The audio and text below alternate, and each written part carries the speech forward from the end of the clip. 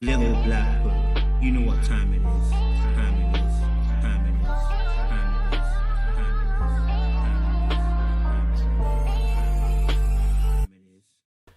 Hey guys, and welcome to Little Black Book 91. We are giving you again another relationship, I guess, talk, conversation, phone in.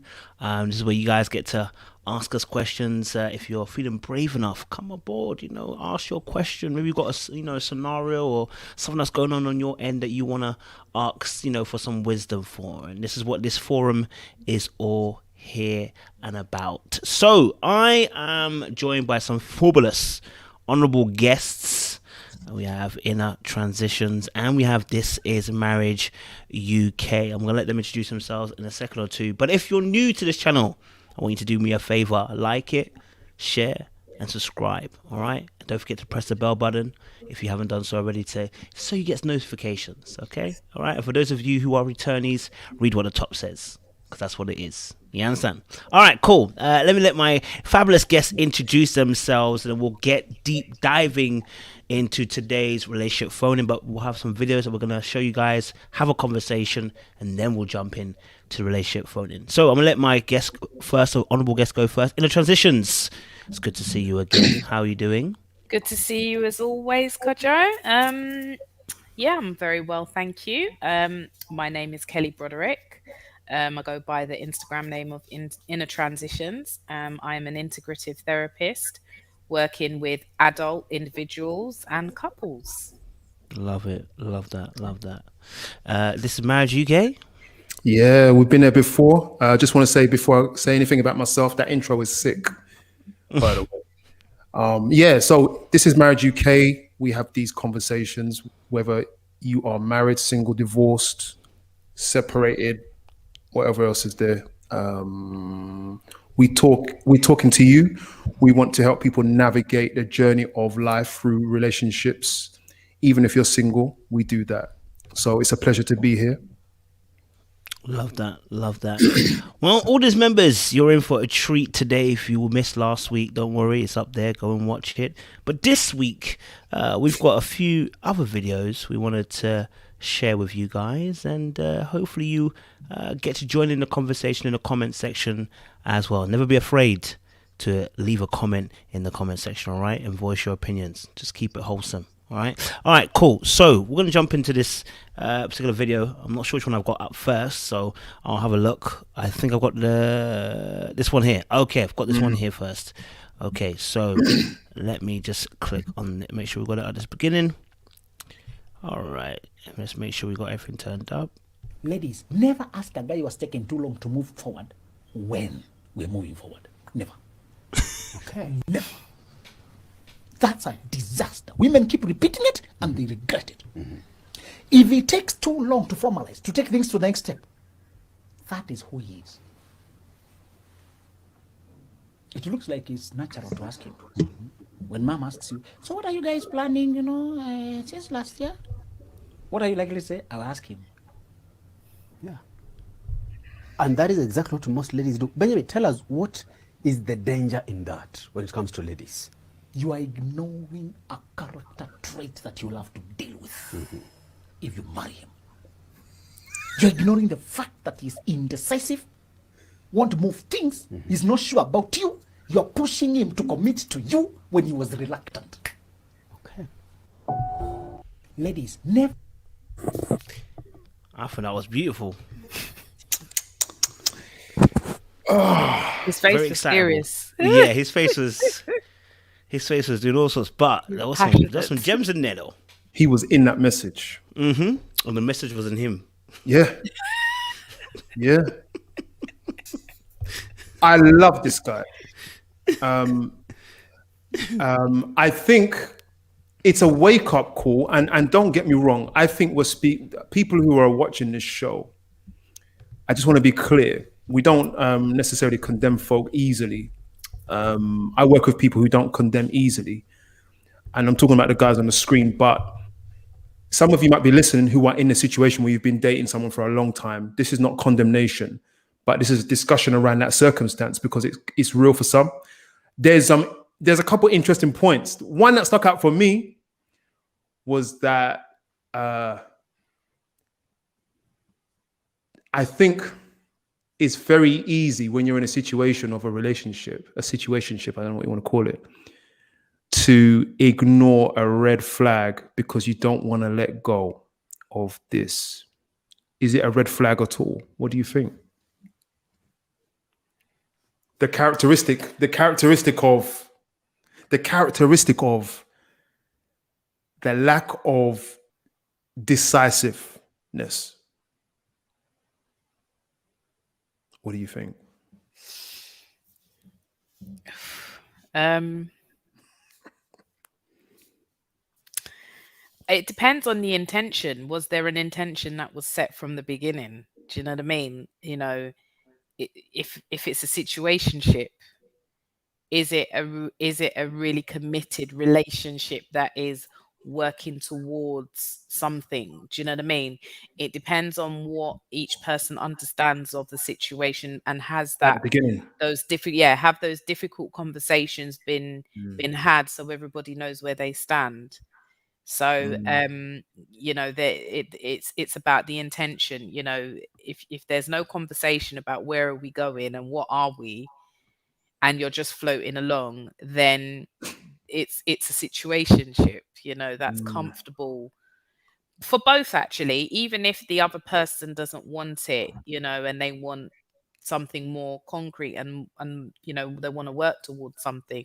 Actually, it serves them better to be in something like that situationship than to actually own their truth and maybe say, okay, what's really going on, to hear the truth, and then maybe to then have to detach, which is often more painful than just staying in the situation. I agree. Coach. Which part? What was the question? Oh, wait. Well, no, I mean, anything you want to pick out on that, but Oh for yeah, me, yeah. intentionality is a big thing Yes. for relationships. But yeah, go ahead. I love this point about you know, by you asking the question, you're missing out on, you know, the signals, the red flags, or the communication that's actually being made, which is the person hasn't got that intention towards you as of yet. Or there is something stopping it. So that is also another point as well. That there may be something that is happening that is stopping that intention happening, or that person just doesn't have that intention to go that far with you in their minds and in their plans. So I think you made a very good point there, and I was like, I like that point. You like that point. But I've obviously, because I've been in a situation where obviously, man's been in a date thing, ain't me, and obviously, Dating.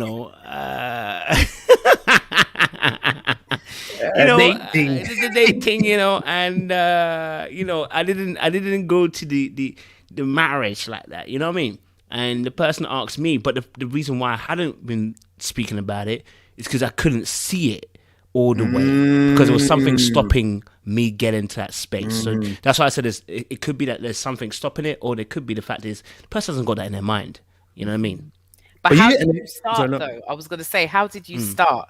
Was it a relationship, Yeah, like an a friendship. exclusive relationship or Oh. monogamous relationship, or was it just a let's just kick it and see how it goes, and Oh we'll no, it's just definitely see? definitely a Okay. relationship, everything like that. We did speak about marriage and everything, but Okay. in terms of actually putting the groundwork down, I didn't do it because, like I said, I was seeing things and I was like, So what does it mean when you say we talked about marriage? What does that mean? we discussed where the direction of the relationship wanted to go. We wanted to go towards marriage. You know what I mean? That was the vision. That was the goal. That was the destination. Do you know what I mean? So I've never been in a relationship where I haven't been going towards there. I wouldn't get into one if I'm in one. But yeah, we discussed everything like that. We said, okay, look, I'm look. My intention is to get married. I like that kind of stuff. Blah blah blah. But as the relationship was going on, I just became mute about that, boy. Whenever that conversation came up, I'd be trying to dodge, and I didn't. At first, I didn't know why I was dodging. Mm, I just was dodging, and then mm. she asked me a very specific question. And I was like, maybe you're right. I have been dodging, and I realized, yeah, there's a reason I've been dodging. There's something that you're doing that is really, really not marriage material right now, so I can't roll with it. And how did she take it? I think she was actually happy that I was being honest about it, because I think she felt like something wasn't quite right. Do you know what I mean? Mm. And I was like, yeah, no, I appreciate it, because I didn't realize, because I was still trying to figure things out in my mind. So for me, Yeah. I wasn't really conscious that I wasn't trying to be in that space or talk about it after, or I should even say put the groundwork down. You know what I mean? Yeah, I was not trying to put no groundwork down. So subconsciously, I was rejecting it, but I wasn't fully aware that I was doing that. So it was a good question that she asked me, and yeah. Well, someone's asked you, did you want marriage or want marriage with her? I think you kind of answered that though. I mean, I guess you want both. I wanted marriage with her, but it's just like I need some things to be evaporating, and it wasn't evaporating. So yeah, there was things that weren't evaporating. So if it's not evaporating, your brother's not going there. You understand? I mean, I've been in relationships where there is no definition in terms of end point. Where is this going? You're just together, yeah. Oh, mad. And I think looking back at our wise old age, that's just not healthy, unless that's what you want. But then the question is, why do you want that? And then what would be the point in that? But that was obviously going nowhere, and marriage didn't come up because it was never going to be a part of the plan. Oh, never. It was only about just being together. No, it was just about I like you, love you, whatever you want to call it. It wasn't a part of the plan. Did they ask for marriage to be part of the plan? Oh, okay. No. Okay. And go on, you got a I question? was going to say there's something about sometimes, hoping that it will come up. So, back in the day, I remember being in relationships where you're hoping it's going to go to marriage. You don't necessarily want to bug and kind of, have that conversation, but you're hoping that what you're building is working towards some sort of, you know, um, commitment, that kind of commitment, like a marriage. And it turned out that I was the only one thinking that, and they weren't, and then when, you know, something usually happens in order for these big questions to be, to come out into the open. That's when you then find out that people's intentions are very, very different to your own, and hearts are broken, and relationship has to dead. So yeah. But you know, on the end of that, what I believe when a man wants to marry someone, Makes his intentions clear. he will say, Yeah, I believe so. there's something about you. Or there could be a barrier internally, but even then, most men will break through and say, this woman, I'm not letting her go. I'm gonna put it on the line. Listen, I want you. You're not going anywhere. We're gonna do this for life. If a man wants to do that with you, he will tell you. If he doesn't, he won't say anything. So I like what this guy was saying, because it was like, don't shut your eyes to the reality. This is if he wants you, he'll let you know. But don't fool yourself into badgering him into doing it. Who wants to be badgered into marriage and then think, yeah, this marriage, we both wanted this. What kind of relationship is that? It's delusional. Yeah. It's delusional. But often, like going back to the whole, for some people, rejection is the thing that really, it's something that they can't really cope with. So that you may find that they may engage in those kind of relationships that are kind of coasting and not really going anywhere, because there's a fear around expressing what it is that you need and that you want, in for fear that you won't get it. So then that then is a rejection, and that can often be so much more painful. Man, what kind of relationship is that?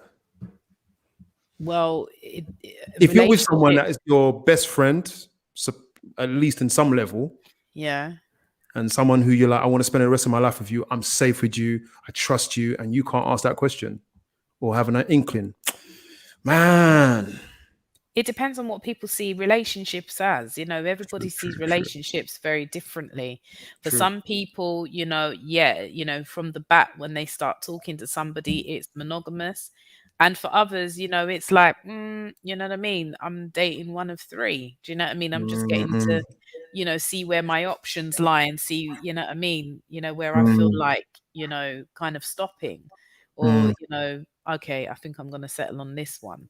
So, yeah, yeah, yeah. I Yeah, just, man. Well, yeah. all right, coach. Next vid. Cool, man. I've got some questions lined up as well. Guys, if you have questions or if you want to appear in the show, let us know. Let Kojo know. I don't know how you let him know. How do we let you know? I'll put the email in the bottom then. I'll let Yeah. him do it that way. Okay, let me make this bigger so you guys can see it. Okay. All right. This was deep. I remember this woman. She's on the boot camp thing. African men court. So you're being courted right now? African men commit. African men are courting you? And so, and so that difference alone for me took me from kicking it with somebody to feeling chosen. Wow. And so, Have you been married before? no. You have been married? Oh, so there might be another wedding coming up soon. I'm going to predict. I told you I'm a little psychic sometimes. I felt that when you came in the makeup room. So when are you coming to Ghana with me? As I change the subject. I know. No, we're going to get back to it because we got a whole 36 minutes with you. So I'm going to get to that. We're going to dig deeper into that. I love it. I'll come to Ghana so I can meet your man. I'm never speechless. You just made me speechless. He's a very special friend. And, we're taking our time and we're growing. I love this. And we're growing. I've never dated this way before, and it's amazing. What do you mean? What do you mean when you say that? Courting is we know that we're dating, and now it's time to really see what we have in common and can we grow together. To me, as Americans, as African American women, what I'm used to is you grow in the relationship and then say you're together. Mm-hmm. Well, the commitment came first. Wow. And now we're moving into a year of working through it and talking. I mean, there's a lot of differences culturally, language, food, but we're both committed to exploring the difference. Sounds like you feel more cherished and kind of. Oh, absolutely. Yeah. I've never felt so chosen. I mean, that's the word. Because I've learned that, American men kick it. Okay. African men court. Oh, So you're being courted right now? African men where's my commit. pause button? I don't even have one. All right. I was looking for the pause button. I couldn't see it. Yes. Okay. Interesting. I don't know. I'm a little bit confused by her definitions, but hey, Flo. Everyone has their own definition, right? But you know what she did? For me, because everyone's going to have their own definition of love, relationships, all of that. What is dating versus courting? Personally, it's all the same to me. Honestly. Yeah, it's just, but some people have definitions of it, and that's fine. It's good to have definitions, yeah? Because as long as we're clear about what we're talking about, we might use different words, but let's be clear about what we're doing here, right? And you know what was great? She said something at the end. She said, I felt chosen. She said it at the beginning, at the end. She said, I felt chosen. Now, yeah, you're going, yeah. I was gonna say maybe I'm reading too deep into it, but so being chosen will mean different things to different people. So I'm just thinking in terms of, is that a value that she seeks outside of herself? I want to be chosen, and we do want to be chosen if when it comes to marriage, but I feel like there was a lot of emphasis behind the way how she said it. I felt chosen, and I'm thinking, interesting. Did she feel like that as a child? Does she choose herself? You know what I mean? Because love for self, is very, very important, because then you won't rely on another person to complete you, you know what I mean, to bring you all the happiness and give you everything it is that you didn't get. So I just wanted to try and understand what was behind that word, that statement. Yeah. I was wondering the same thing, to be honest. Mm, mm. It was quite a heavy comment. I mean, statement she made, so I wasn't sure. I Yeah, think what the depth of it. Sorry, my phone just does its own thing. That's right. I yeah. think the depths of it is that for me, what I picked up from it was that um, he met a need of hers, and his need made her feel special. And I think that for every woman and even men as well, that you want to feel set apart. And so what it is that he's saying, I want you to go ahead with me. I don't just want to end up. I didn't realize, but these two videos that we've just seen have similar a similar message. They're quite joined together, in that I want you to go ahead with me, which is different from let's just be together.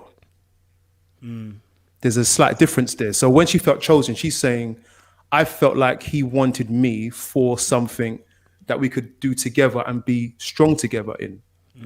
And so that sense of feeling chosen is an interesting concept for me that I've never heard before, apart from her. Different from all of her other relationships. This one is, I felt like he was after me and for a good cause. And that's just an encouragement on my part to say, in a relationship, I think that we have to have a sense of calling about what we're doing with each other. And as much as she's got all those definitions, which for me I'm not sure about, but they work for her, and everything that she's looking for is pretty conducive for a relationship. But that feeling of I'm special, I think everybody wants that. Go on, look. I hear that. I mean, I'm not jumping at the bit just yet. First and foremost, just reading in between the lines. Yeah. I think he's in Ghana, and I think he's here.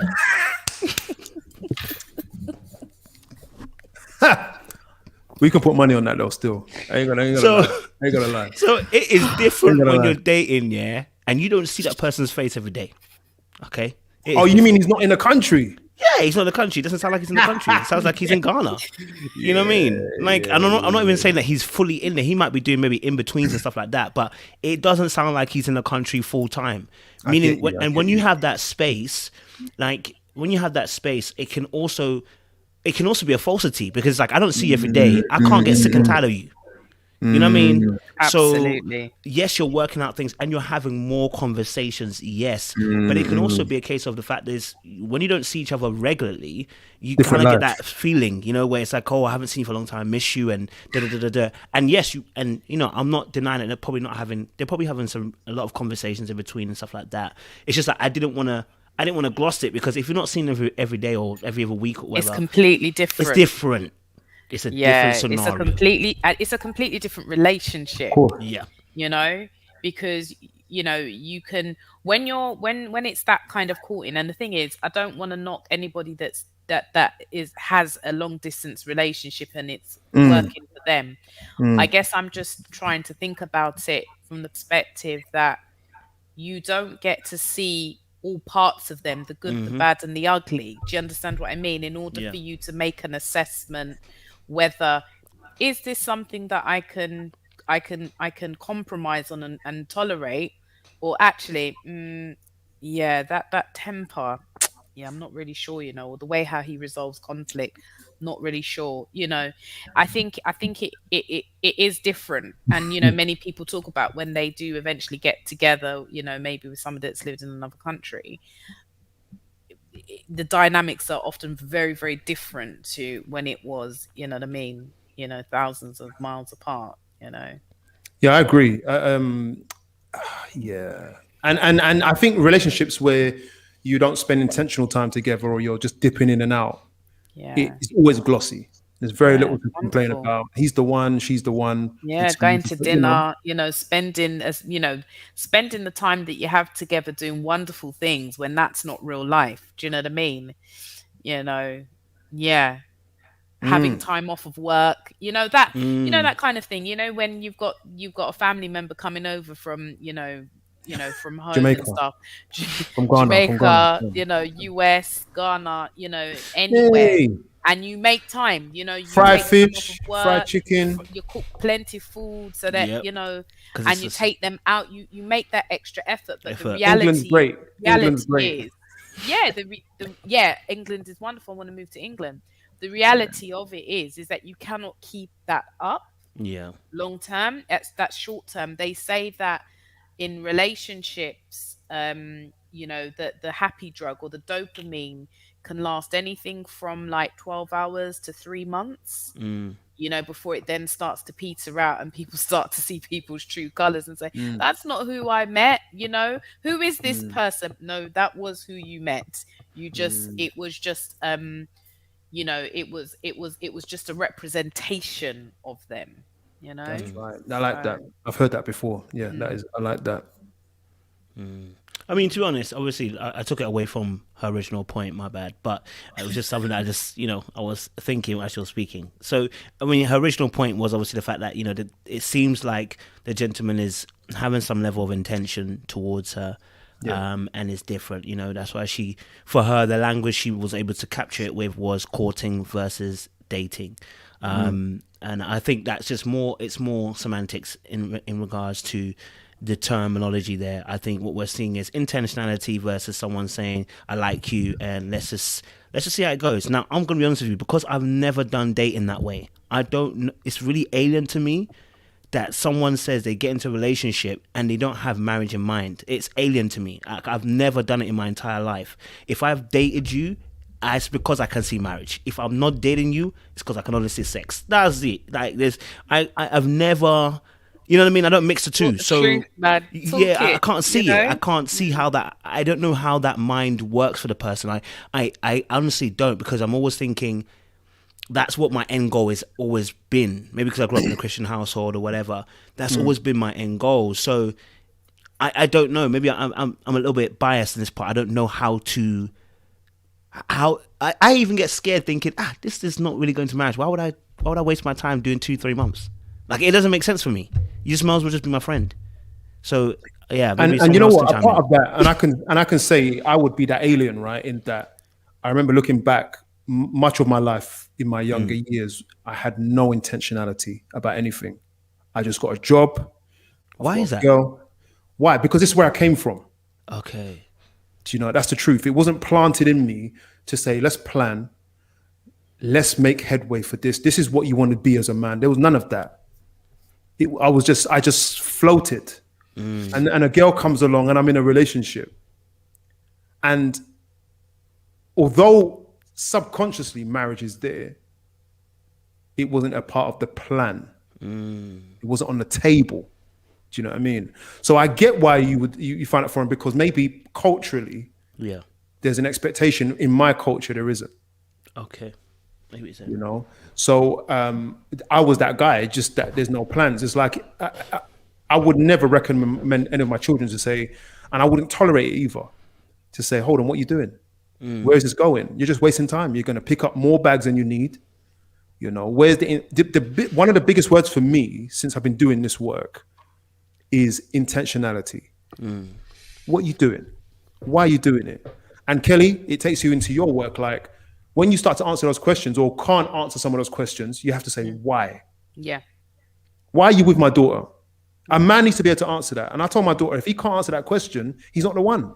Trust me. He's got to be able to say what he's doing here. And if he can't, he's not ready.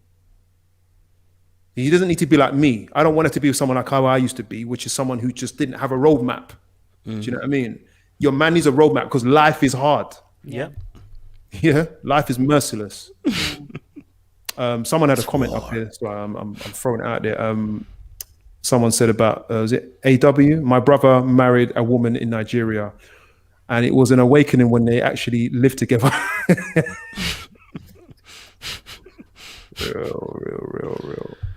That's yeah, that is That's interesting. that's a culture. That's a cultural clash. That even if you are, I remember I was talking to someone and I was saying that in relationships there are, even if you are from the same country, it doesn't mean we actually have the same kind of upbringing. So it's not even the same culture. It's if I'm British born but I'm Ghanaian, it's not the same as being Ghanaian and born in Ghana. There are two Yeah, different cultures actually running very. aside. And if there are two dominating cultures, then one has to give way in order for the relationship really to make it work. Doesn't mean you have to give up completely, but one has to be submitted to the other, because it's not going to work with two dominating forces, because they want to what? Dominate. So that's what oftentimes what happens with people. They assume that, and it's not even like same country or anything, but we assume that, let's say for instance, we're all born in Britain, and you think you go and just marry anybody, and you'll realize their culture, what they have as what they hold as their traditions, their culture, and how they move is completely different to yours. And sometimes people ignore that because, like you were saying, the dopamine, the rush, the attraction, you know Yeah. what I mean, the money, maybe talking or whatever, you know what I'm saying, and actually they haven't really thought about, do we actually really relate on that level? And sometimes that can affect people as well. So yeah, I'm not surprised by that rude awakening that the person got. Hopefully you made it through though. Okay. It's time. Question. Go for it. The question's there in the chat, private chat. Are you married? Yeah. Let me put it up then. Guys, answer this question. What do you think? Let me put it. What do you think about this? Questions coming. Even twins are different, so get to know people. David. That's true. David causing trouble today, man. Question, guys. Are you married? If you had the ceremony at church, yes, you had all that spiritual, we prayed over it, we sang over it, we've consecrated it, but you did not sign the papers with the registrar. Are you married? Yes or no?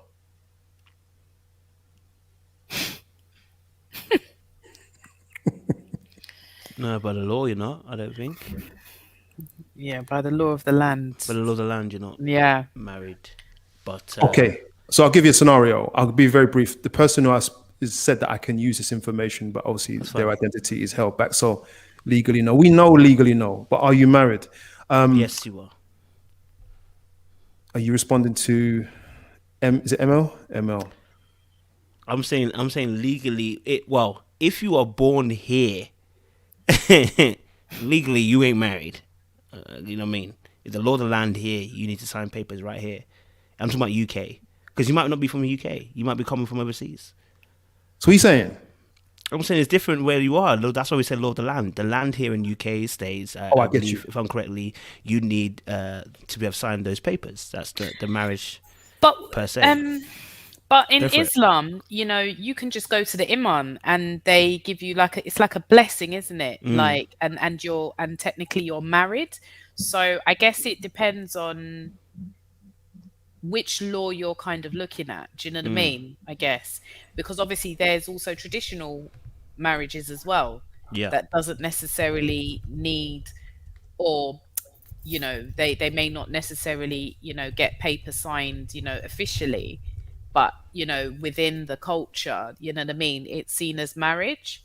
So I guess it depends on the culture, it depends on, again, intention.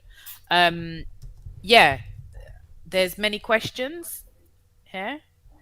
I think I was just checking quickly as well. There it says here, Islamic marriage is not recognized by UK courts. However, the answer is not straightforward. Okay, so that means there's some difficulties that go in there. So this is why I just signed the papers because there's difficulties now involved. You know what I'm saying?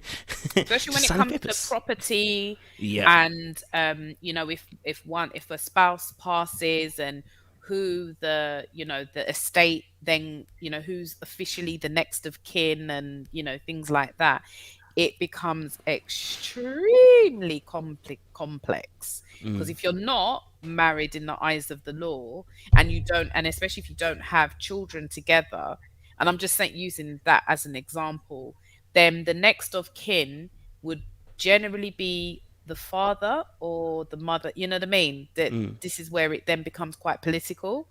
So I guess it's sign. As you said, Kojo, just sign the papers. Sign the papers. Yeah. Well, the reason why, what I was going to say earlier was this person, one of the partner, the husband, is he the husband? The husband has left disappeared. He's just gone. Just like So, that. yeah, in a sense, there's a little bit more complications, I but understand. At the end of the day, they just said, "I'm out." Oh. Married by the church, didn't get around to signing the papers, and so what is the wife to do? He's been gone for a couple of years. What do you Oh. do? A couple of years. Is it 5 years? Couple of years. Because she done. If she done her 5 years, she done. That's it. She can null and What do you void mean that if thing. she's done her 5 years? What do you mean by that? You can claim abandonment. Oh, after 5 years. I think it's after 5 years, if I'm correct in UK. After So five 3 more years. to go. So 3 more three to must go. go. Okay, I think Okay. she's in the bracket anyway. So, but no, that's mad. That's very mad. That is very, very mad. What does she do? What does she What do? does she do? Yeah. She needs to heal and live her life. Yeah, she doesn't need to wait 5 years. She done. She hasn't signed the papers, but That doesn't matter. they put it before God, right? That's the point. Where they put it before God. So in a sense, she was married. Now, by UK standard, maybe she wasn't, but in her eye, again, remember, this is why the Bible says what you know to be true, what you know to be bad is sin for you. So if you know it to be bad, it's like almost if it's a knowing for you, you know, only she will know. Were you married or were you not married, right? Now, the law can recognize that's completely different, but do you believe you are married? If you believe you are married, then you are believing that you're probably divorcing too, right? That's it's a you thing in that respect. But it wouldn't change, it doesn't really change anything because, in honesty, the guy has gone, right? He's left you for years. Okay, it's time for you to move on. I'll be honest with you. There's no need to hold hope. The guy abandoned you and left you. Whatever his reasoning, he's abandoned you and left you, and it's now been years. We need to move on. For the sake of yourself and sanity, you need to move on. She needs to move on. It isn't legal. I think I think she needs to really, I guess the question, to ask her, I guess, is, well, what is it that she's looking for? What does she want? And I think that's the question, I guess, to kind of ask before telling her to move on. Do you know what I mean? And what is the fear of, chaman, the man gone a year? You know what I mean? Church was the fear. Church folk. Okay, and that makes sense because sometimes church can really have a massive hold on you in terms of your morals and We saw behind the scenes, man. So yeah. Good thing your house is Yeah. tidy, bro. Yeah. for real. But I think church can definitely hold people hostage in some of the views, and I don't necessarily think that that's how it's meant to be, but I think a lot of it has to do with people's opinions, do you know what I mean, and how that's then delivered, as though it is gospel truth, do you know what I mean, that's it. So people where especially who are they're steadfast in their faith, they will listen to that and think, right, okay, actually this is not right, I need to kind of hold fast that my husband's going to come back.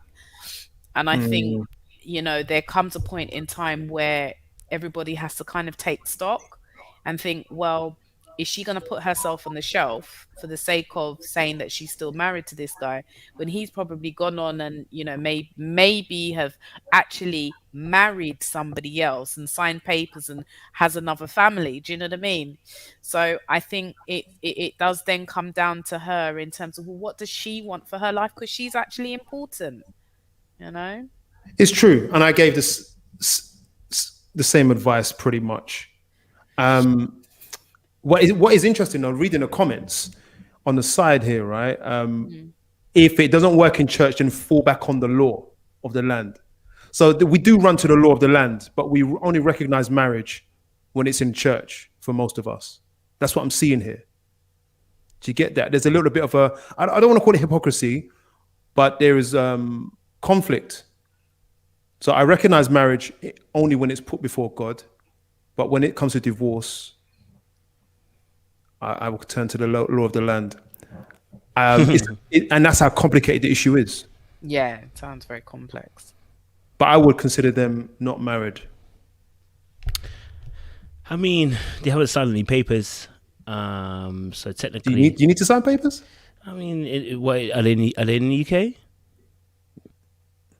I mean, technically, she's not married, isn't it? Then in the UK, technically, again, It's a it depends. technical- it's It's a technical. technical It thing. depends where your head's at. Do you know what I Yeah. mean? It depends where Yeah. your head's at. You know what I mean? Yeah. At the end of the day, I mean, because to be honest, you couldn't file for an annulment, but because obviously technically the marriage was voidable, you didn't sign any papers. Do you know what I mean? So technically, this is an annulment. If you've been abandoned, for a period of time, Technically, if you sign papers, but technically, well, actually, they didn't.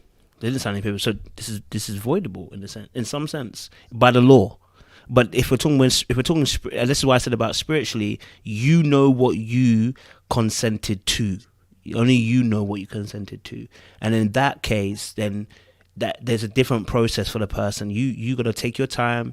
You got to heal. You know what I'm saying? This wasn't a dating situation or a long relationship. You were married according to you, and no one else can feel that. Only you can feel that. So right. that's why you got to take that. That person's got to make that decision as to themselves. Did they feel that they were married? Was this actually a marriage thing that we were entering, regardless of paper being signed or not? That's just a law thing. But did you feel that you were married? And that will then begin to start the process for her in terms of how she wants to go about it. You know what I mean? But yeah, if you've been abandoned, I ain't gonna lie to you. I'm not about to be the church person that tells you, pray about it and see if he come back. We're not asking for miracles here. He gone. Okay, gone, and he gone. So let's let him go. Okay, all right, let him go. Yeah, we have a situation where the church is pressuring, was pressuring, in the light of it's the will of Satan that you don't work it out. Sorry. So wait. After how long?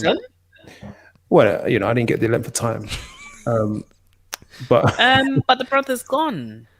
That Yeah, wasn't but- Satan's work. yeah, but he may come back.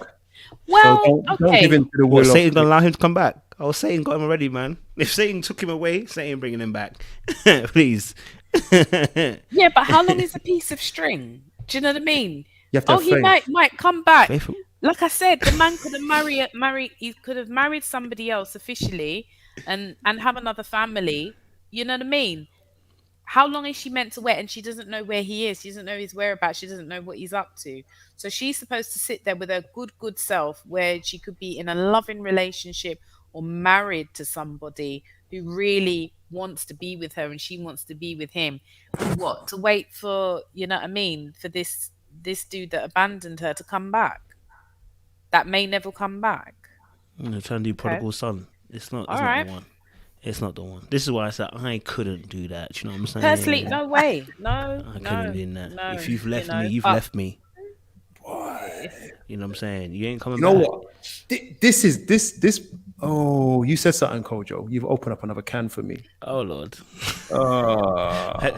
Isn't the can open wide enough as it is? I mean, is this because rejection is your thing? You know what it is? It's just a thing. Like, it depends how long it's been. Do you know what I mean? If we're talking a year, cuz I'm not. You've abandoned me. I think No he said it was communications. longer than a year. Ah, right? Charlie, you come on. Let's stop playing games. It's more than a year. You've abandoned me. What? No communication. You could be dead. What am I doing? Yeah, but You know he's what I'm not saying? dead. Like, it's He's not between dead. you and. Well, I didn't know we that. don't know. I would You know know they're not dead. that. But how would I know that? You know now. Huh? No, but how would I, if I'm in a relationship, how would I know that? Even if you're using my credit card, someone else could be using your credit card. Who knows? You know what I'm saying? What's that got to do with me? You've abandoned me. You're not communicating. You're not talking to me. You have not reached out to me. Do you know what I'm saying? And even if you were reaching out to me, it depends on what kind of communication we're having. But you've gone. So then, what do we do? What When do you mean? Go on, Curtis go on, is really sorry, trying to save this sorry. thing, you know. Sorry, Curtis go on. is trying to save this thing, you know. what do we do? This is it's important to think critically. Of course, It's important to hammer to put yourself on the line and say test what you're coming with, right? So I'm saying, God said, husbands, you like this one now? You can't get at this one, innit? Because God said, God said, husbands, love your wives Yes. as Christ loved the church. Hallelujah. Listen to me. I ain't finished preaching, yeah? So he says that now, as Christ loved the church, how has the church been? Christ has been forgiving Israel Absolutely. I love that. forever. Love your wife that way. But he deserted her. I'm sorry. Maybe I'm just, the Well, Yeah, man yeah. deserted Israel her. did that too. Israel did that too. I got a good response for that. Go on, go on, go on. There's no good response for this. Who's that? We don't idolize marriage over God. First and foremost, your first commitment was to the person you were with. If the person has abandoned you, they've abandoned the commitment with the marriage. It's done. It is over. There's nothing that it's done. Now, It when doesn't have Jesus, to be. no. Unless God gave you a word and told you this person's coming back, it's done. Because the whole point of this, the marriage does not trump God. We don't have to put marriage on this. Because what I see in Christianity happens is we put marriage on this ultimate pedestal where if you Absolutely. divorce, it's the greatest sin. So everyone's Yeah. like, oh, if I divorce, it's the greatest sin. And it's like, you can't be forgiven if you commit adultery. What the heck? But if we're talking about grace and we understand grace, that means everything has grace. So listen, in that marriage, the person has abandoned you. It's done. It's finished. Don't feel the guilt, everything that will come. I understand that, but we can't shame the person. They abandoned you. They're done. In fact, even when you read 1 Corinthians 7, when Paul talks about if you turn your life to Christ and you're in that marriage and they want to leave, let them go. Does he say hold their leg? No. He says let them go. Let them go. Be in peace. In the same version here, I think Paul was giving us I wanted to say he would give us not necessarily a principle, but something to work with. That person has abandoned you. They've gone. Then let them go. Their leg. Don't hold their leg. You're gonna pray. You've prayed for a few months now. They haven't come back. God hasn't really said to you. There's a word that they're gonna come back to you. You have to let it go. You have to let it go because sometimes you trying to hold on. It's not about God. It's about you. Yeah, it's your trauma. It's maybe the attachment, the difficulties with attachment.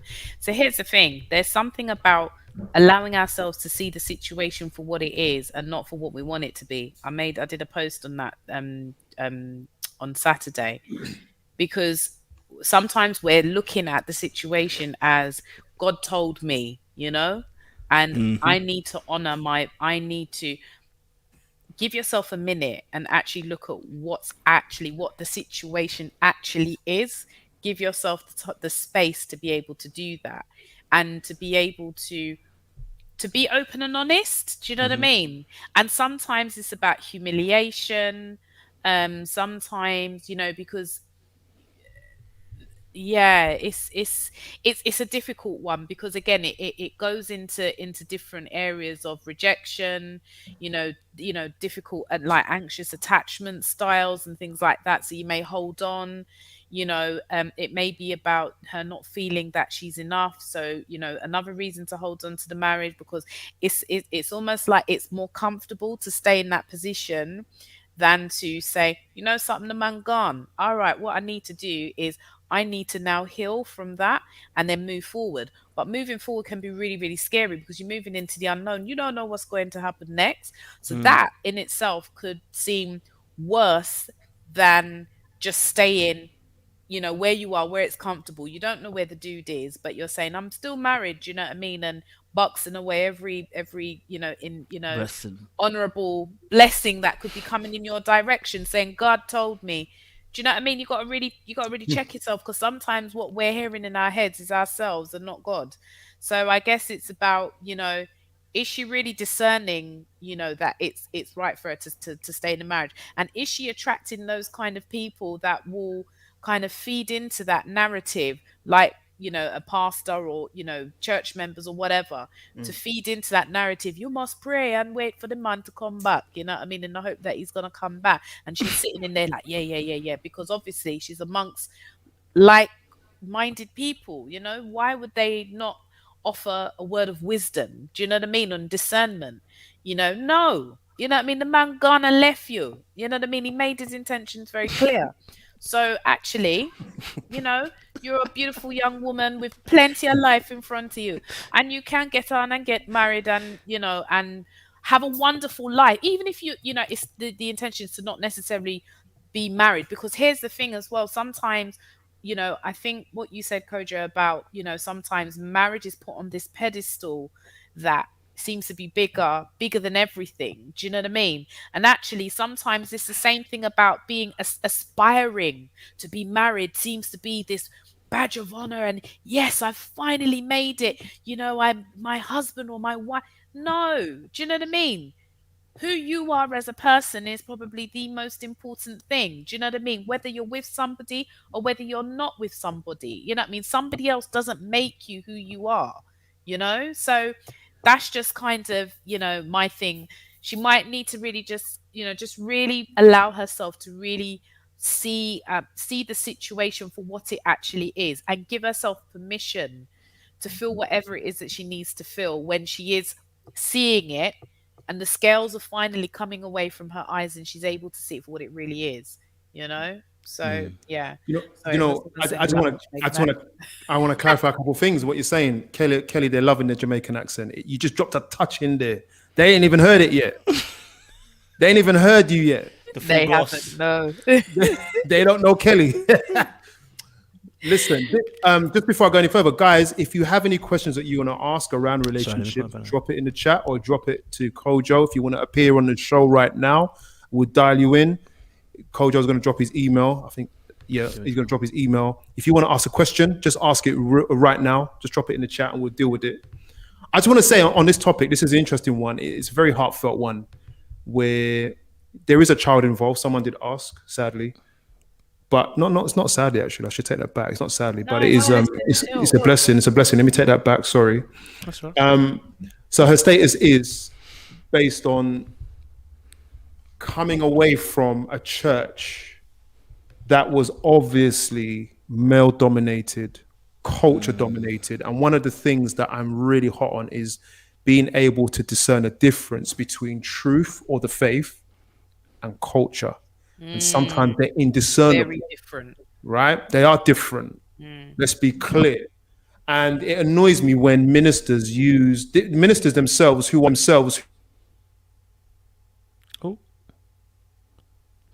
Oh, you've gone on mute. Can you hear me now? Yep. It's just mic back on. Hey. Can you hear me now? Yeah, Yeah. you're back on. Sometimes when ministers are in great positions of power, I cannot recognize when they're pushing what they think is the gospel, but it's really culture, which really keeps their strength. It burns me. It burns me, and it's very damaging. And this person was like, I was losing my mind because they're interpreting everything as either spiritual warfare or Satan or God, and is muddled up because what she's feeling and what she's being told are completely different.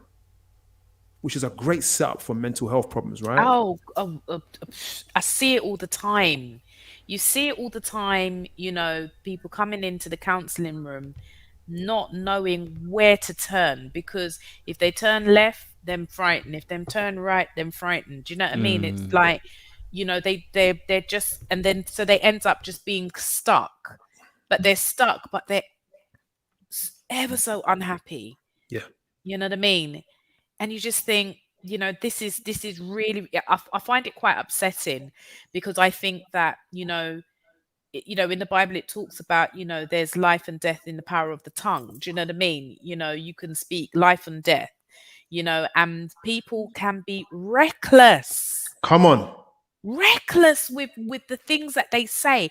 And this is why, one of the things that I talk to clients about, and even, in terms of my own life, is I have to be very, very mindful of when people are talking and shouting from the pulpit. My question always is, what's your backstory? Listen, one time, I allowed myself to get carried away. I don't even want to even. And at one time, I don't even want to G it up, but one time, one time when, can you hear me? we got you. We got you. All right, Yeah. I did something crazy. Yeah. One time when I got duped and think, yes, you know what I mean, this is what is happening, and when we really find out Wagwan, it was polar opposites of what I'd been told. And it was at that point I said, something, Can't happen again. I've got to be very, very mindful, because people are coming with their own agendas and their own traumas and their own unresolved issues. Yes. And they're coming on the pulpit and la, la, la, la, la, la, la, you know what I mean? Yeah. And people are vulnerable and they're taking it on and they're soaking it in and they're trying their hardest to do the right thing.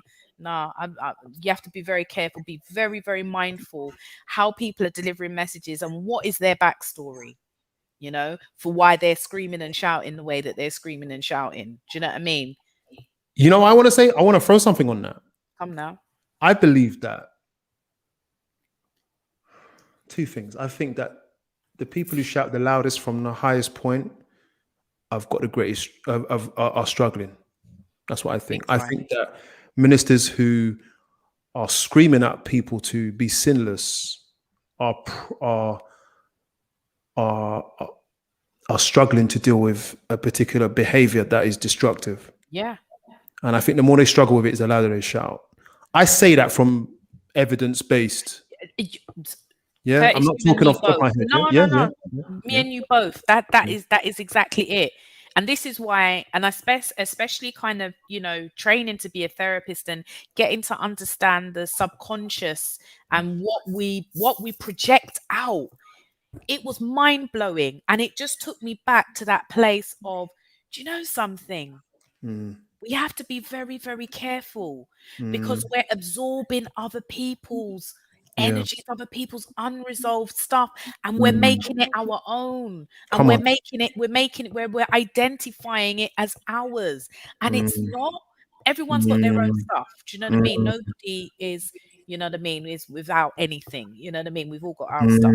But seriously, we have to be so careful. I'm I'm quite passionate about things like that. This is why I will only trust a minister who is happy to put himself out there.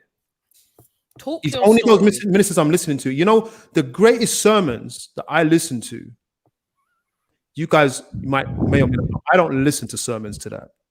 But the only guys I will listen to, and it's not because of what they did, it's because of how they minister, are the guys who messed up.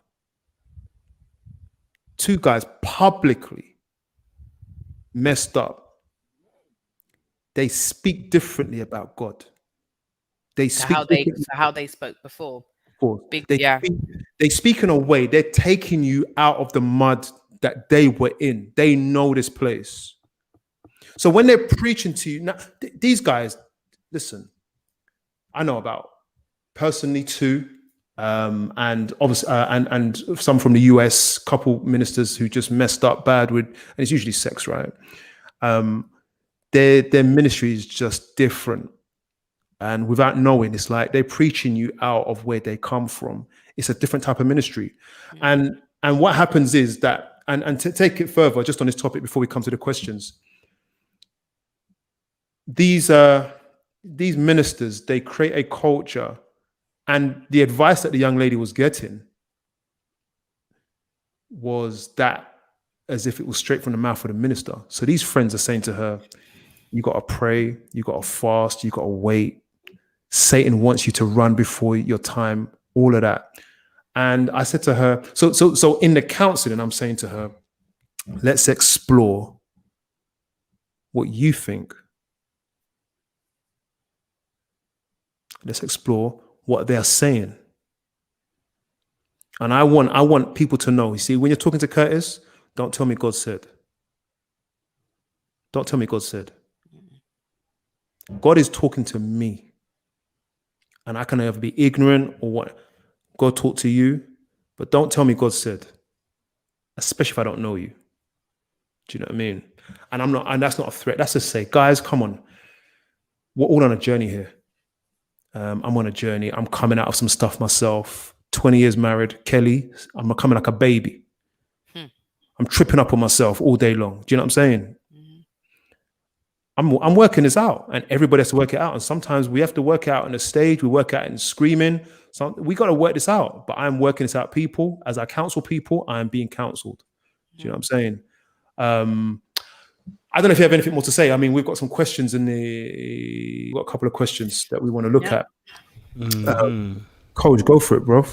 Yeah, we'll go for it. I just to add for you guys, this situation, I love this topic. I ain't gonna lie to you, it's my favorite topic. Yeah, go for it. Topics, because I I think this topic is interesting because I had a situation. And that's how I normally learn another from one, my situation. bro. I mean, listen, I have so many. That's how God teaches me, you know. I've been in situations, bro. I've been in situations, and I have many lessons from the same situation sometimes. But there was a situation where, and this is literally tying into what this woman's going through in terms of whether you're talking about God or whether it's you, what are you thinking, right? I had a situation where I broke up with a girl, right? I actually documented. I put a video up for the people to see it. It was about 3 years ago. I documented as I was going through it, right? And what I heard from God was, oh, she will come back. So when we broke up, we'll come back, right? This is what I heard. This is what I heard. See, this is going to get mad, right? This is what I'm hearing. Okay. So now I'm going through and it was 12 months. I didn't know how long it was going to take. He just said she's going to come back. And I'm thinking in my head, when he's saying she's going to come back, I'm thinking in the capacity, we'll be together again. We'll have the greatest story ever. The testimony will be mad. Come on, just think about it. Yeah, I'm already thinking, God, this is going to be the waviest story. Right? Oh my gosh. Honestly, I'm thinking this is going to be the waviest story. Is this the girl that made you look out the window looking for her? Yeah. It's the same one. It's the same story. That's what I'm trying to tell you, bro. I've got to say that I have so many situations where, fam, that's the juicy things that God showed me were in the same one, bro. Okay? So now, yeah, I'm thinking, okay, it's going to end in a lovely way that I'm thinking in my head. I've pictured it how it should end in my head. You get back together, we go on a lovely journey, we get married, we tell everybody in the world, this is how God can work, right? Yeah. It's how I'm thinking in my head, right? Yeah. And this is so over the course of 12 months, I'm having dreams, I'm seeing things, right? And I'm interpreting different things.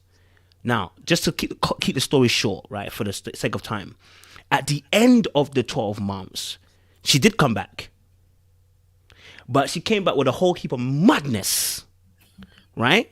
And in between the time when God was telling me stuff, he told me the madness will also come, but I wasn't really feeling it. I wasn't really hearing him properly. Now, the main part of this part was important, right?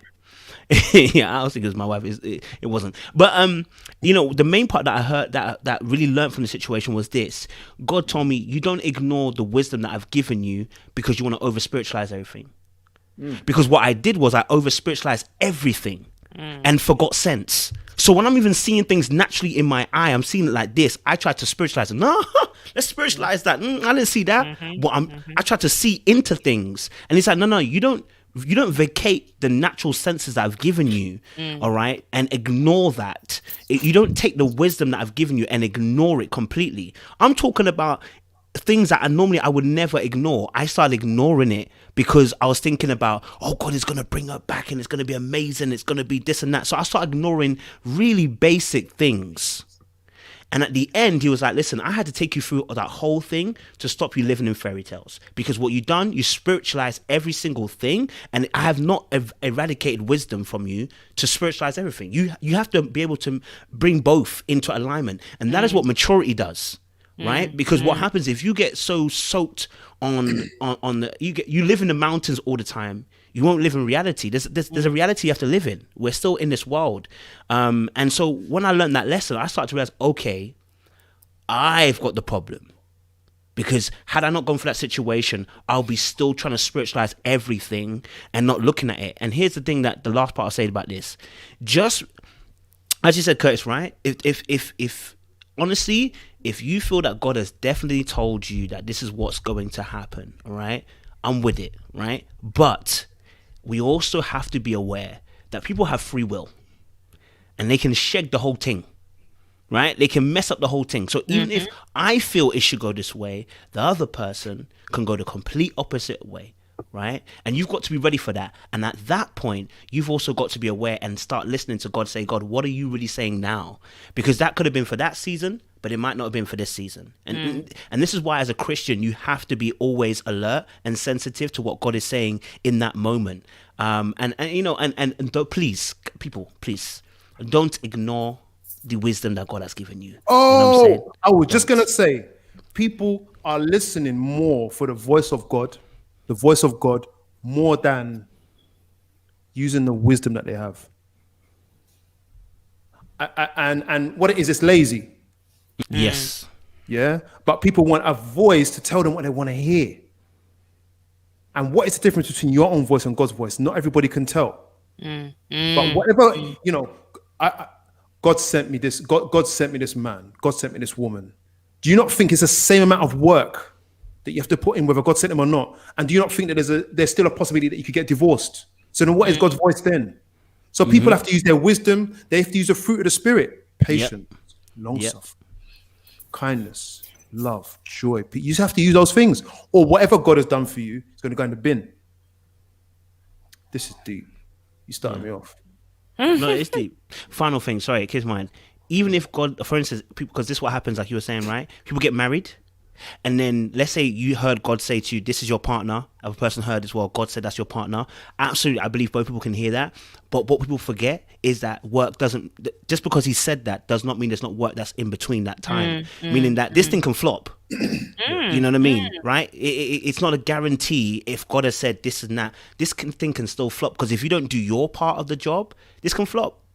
Big time. It can flop. And this is what happens in marriages. Sometimes you definitely did hear God say, "This is your partner." What you didn't hear Him say was, "We'll be together forever. I'm going to guarantee it." He never said that. He just said, "Y'all going to be together. That's it. Now you got to do the work," which includes God, but it includes you using the wisdom, learning, and healing, and all that kind of stuff that we need to bring into play as well. So yeah.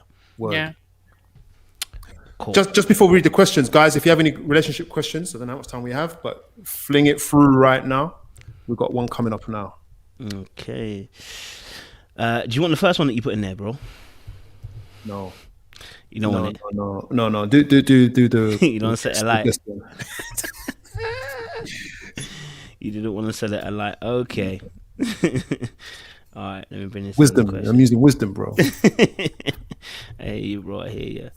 All right. Question is: how do you overcome discouragement at previous failed broken relationships to try again? First, you don't succeed. Try. One of the things that I would kind of speak to clients about, it's about what were the patterns of those previous relationships. Was there any similarities Yes. with the way how the function of the relationship, how the relationship ended, those kind of things. And maybe the best thing, because obviously in counseling you can't tell people what to do, but you might explore with them. I wonder what it would look like if you were to take some time out and maybe explore yourself to see what you may find out about yourself that you didn't know before, being in a relationship. So yeah, I think it is very essential for people to, when relationships end, take some time out, reflect, heal, think about, again, and I'm sure I said this the last time, about being very, very clear about what it is that you want in a relationship, and what you don't want, and being very, very clear and having a very clear understanding of what are the negotiables and non-negotiables, and what that means to you. I And like. then then when you're then looking, and even like in terms of like looking for a partner, that can be really, really difficult, because yeah, you can come across all kind of waifs and strays, do you know what I mean? But sometimes the best way of looking for a relationship is not looking, is just really taking care of you and being your best self for you. And then again, like attracts like.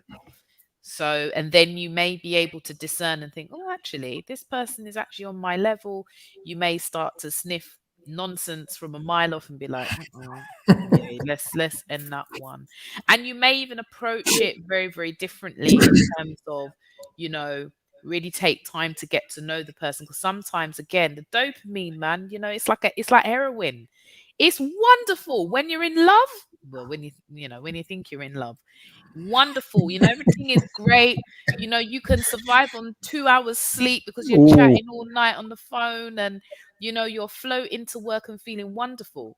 But the reality is who is this person when they're grouchy? You've got to get to know all the good, the bad, and the ugly sides of that person. They need to see that of you. You need to be able to be who you are with them, and then you can then make an assessment and think, actually, is this the person that I really want to be with? Or, is this just, am I repeating another pattern again? Yeah. I might have spoken too long. Nah, man. The whole world has time. I would add to what you're saying, but I still have to reiterate what you said in that you've got to find yourself, look at your patterns, learn. That's what learning is. It's learning. It's taking information and putting it into practice. If you keep repeating the same mistakes, picking up, I keep attracting these kind of guys, I keep bringing these kind of guys home. You got to question yourself, because it's part of 50% of the problem is you. Do you know what I mean? You make those choices, right? So I would reiterate that. Find yourself. The other thing I would say is don't live under the banner of fear. So it's like you can move on if you want to. Don't let fear be the undertone and the guiding force. Fear can sometimes look like I'm trying to make the right decision. Fear can look like I don't want to repeat mistakes. That's caution and that's wisdom. But fear can disguise itself and block you from doing anything. Do you know what I mean? So don't live in that. You've got to assess yourself with an undercurrent of fear. And I would say, to add to what I was saying before, Kelly, what you're saying before was this. Divorce rates among people who marry the second time around is far higher. Now, the current rate is around 50%. 50%, right? yeah. It's very high. About 10 years ago, it was less than that. It was around 40-ish, yeah? 50%. Now, the second time you marry, because you know what, I'm never going to do that again. Kelly, they say, I'm never going to do that again. I'm glad I got rid of her, right? And they get married. They think that the other person is the issue and don't realize that they bring themselves into into the next situation. And then again, they'll say, that person's crazy. You know what? I need to get rid of them. You move on. You marry a third time. Who's the common denominator in all of this? Are you. You is the common denominator. And you need to be able to tell yourself the truth. Actually, what am I doing? Forget the other person. We can use a lot of energy on the other person. What am I bringing to the table? I'm bringing something to the table to contribute to this. Word.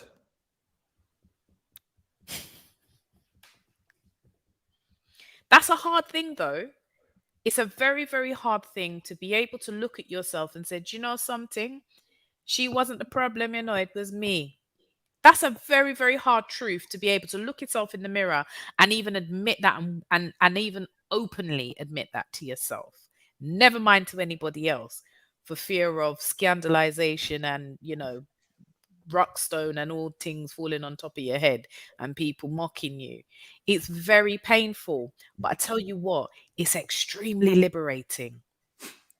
To free yourself. It's freeing. Free yourself from the pattern. The shackles, yes. Yeah. And you can start to look at it and you can start to see yourself clearly and say, but wait, why am I doing the things that I do? That's the question. Why do we do the things that we do? There's a reason behind it.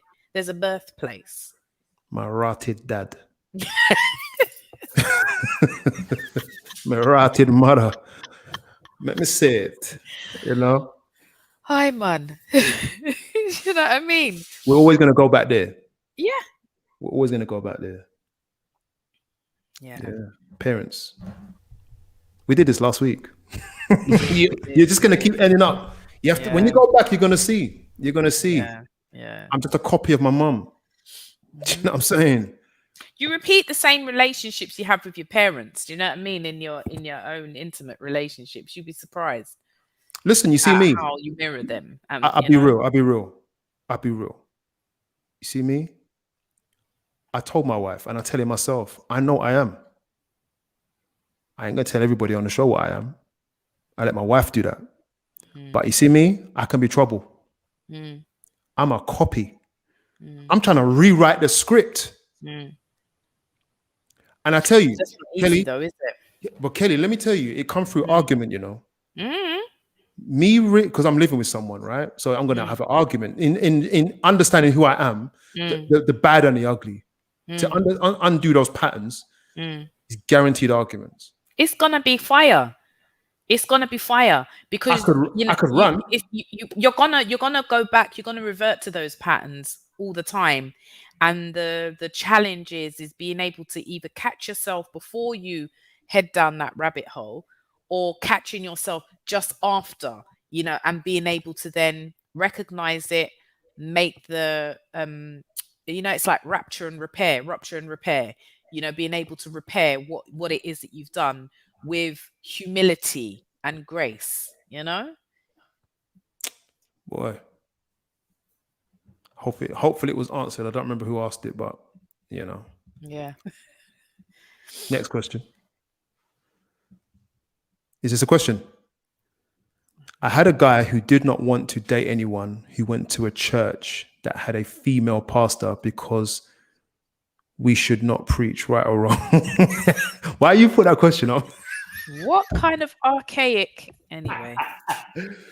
Clearly he's got an issue with women, but okay. Do you know something? I remember I used to be a bit like that. Now, when I say like that, I wasn't a bigot in any way. I'm talking that just strictly biblically. Okay. We tend to interpret scripture the way we want to interpret it. Yeah.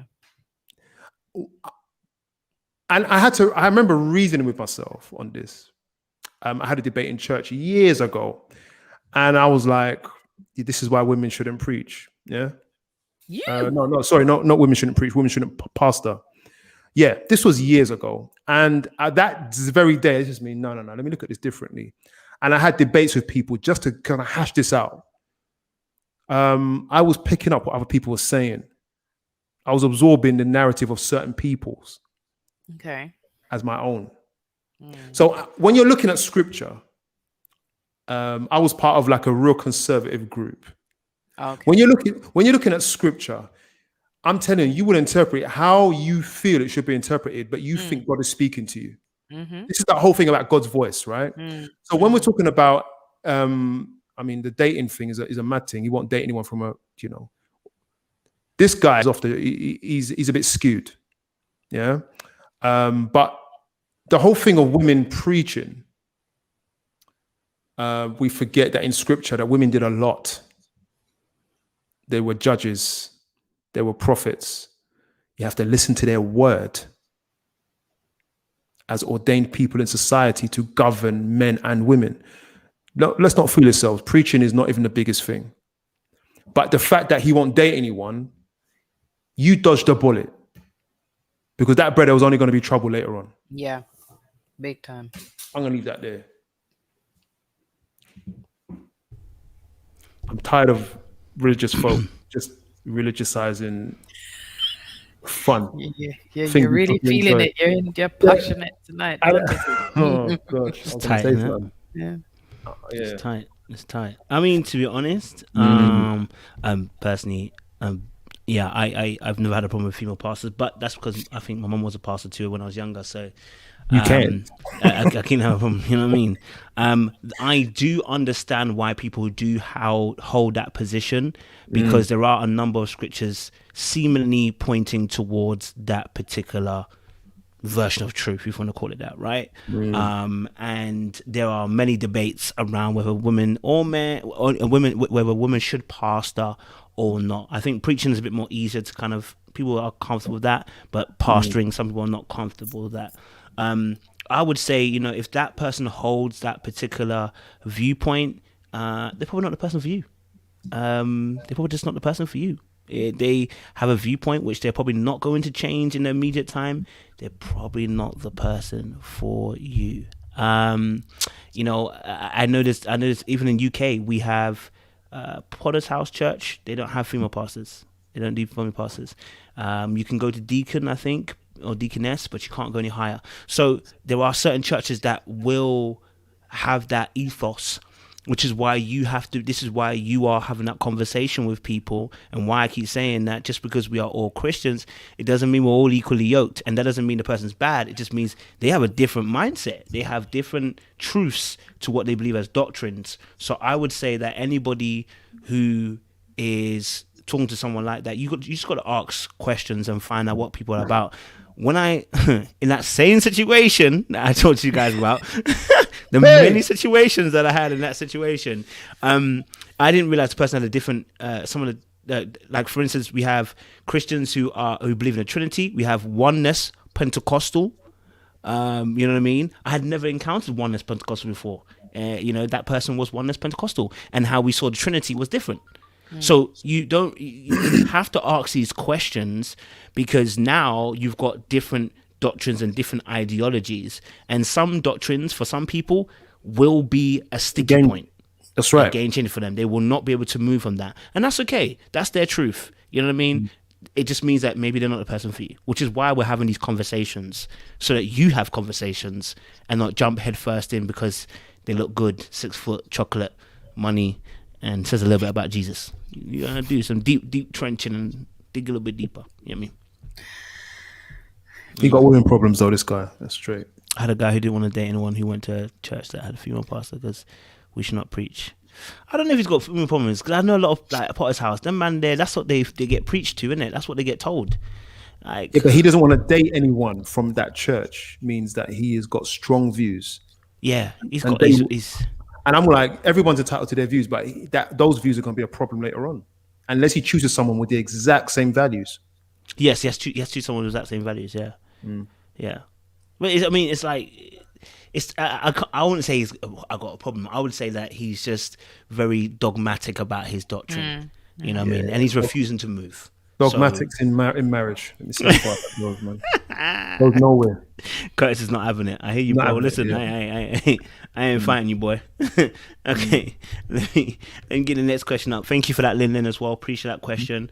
Next question we have here was, how do you overcome? We've done that no. one. No, Yeah, that's we've wrong done one. that Sorry, one. apologies. Here we go. What do you do if women find you intimidating or think you're an F boy? Hey, Hey, come on now. Hey. Who's gonna answer that? Ashley Curtis. Yeah. Why me? You've been out all day, sir. What do you do if women find you intimidating or think you're an F boy? Now, I don't understand the question. He must be giving off some serious Energy. energy. You know what I mean? Serious energy that makes the women think that that he's some F boy or a player. What we call it, the village rum. Intimidating to F boy is quite a jump, though. You know what I mean? So that's what F boy means. No, F boy doesn't mean that. No, F-boy is- F boy means village rum. Yeah, I got that. In a bit, nice but I'm trying to term. piece the two together. Like, Yeah, the two are quite Yeah. different. Intimidating to F boy is quite a jump. Yeah. You know what I mean? They're two different issues. Should we do them one at a time? What do you do if women find you intimidating? It depends on what does that person mean by intimidating? Intimidating means You kind of got the alpha male spirit, maybe. I don't know. Maybe. Maybe a tall, very dark, very big eyes, very big lips. You got that hard face, that unsmiling face, and that's intimidating to some folk. America got a lot of that problem, right? And then that's perception, isn't it? Yeah, it's all Versus down to truth. perception. Yeah. But then you'd have to ask yourself, is there anything I could adjust? Do you need to? It's a tough one, really. Should you have to? Maybe you have to get by. I don't know. It's a complex question. And if they think you're an F-boy, I mean, is that like they just think you're good for one thing and that's it? No, it means that he's got plenty Player, linkages. yeah. He's playing. He's a player. I can't work with the questions.